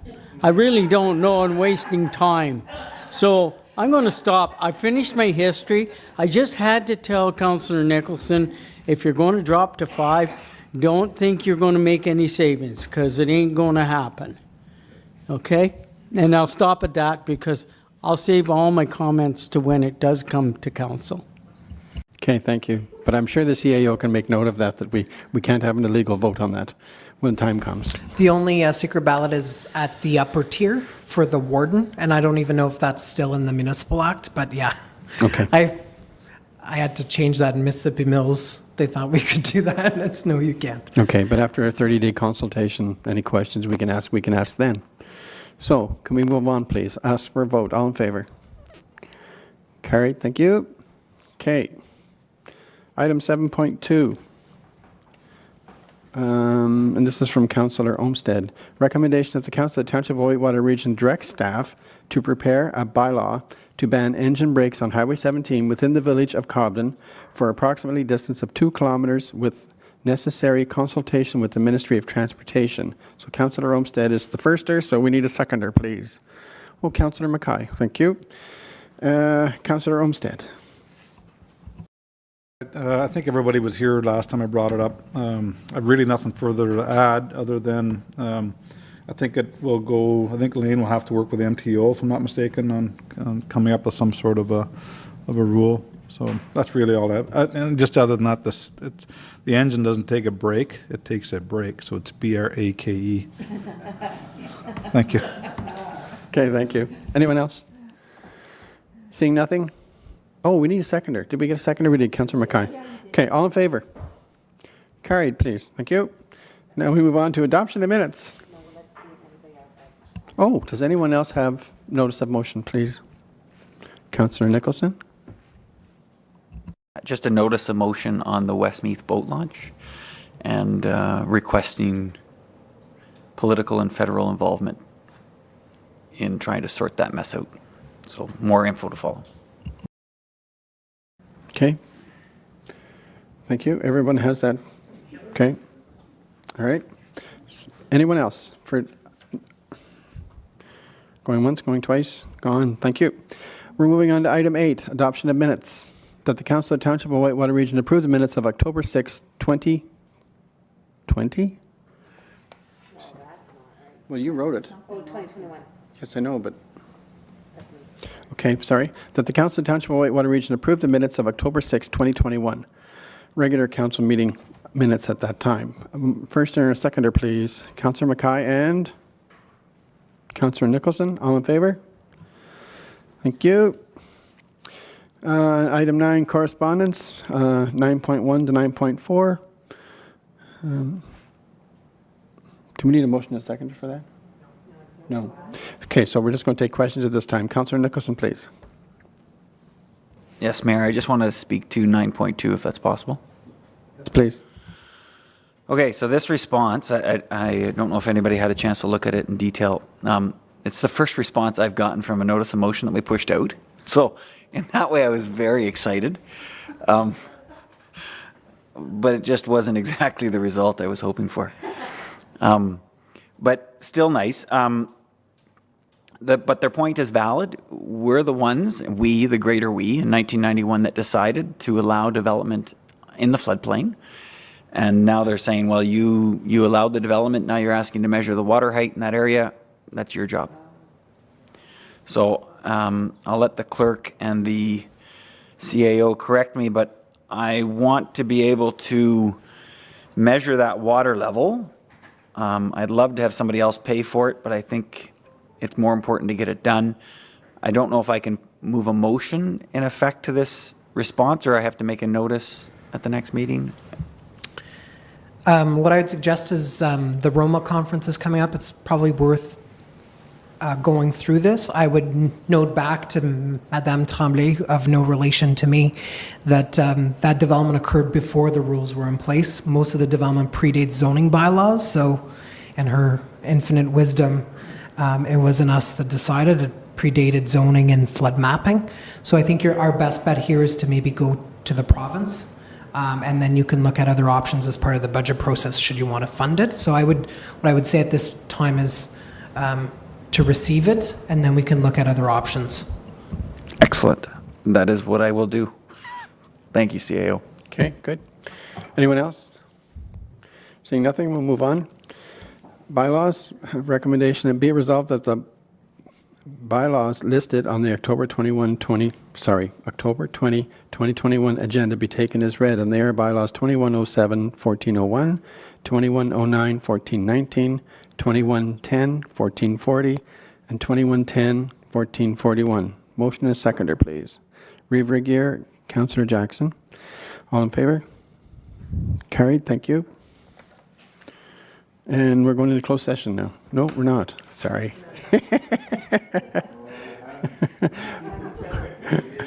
We are adjourned at 7:24. Thank you very much. You all have a good evening.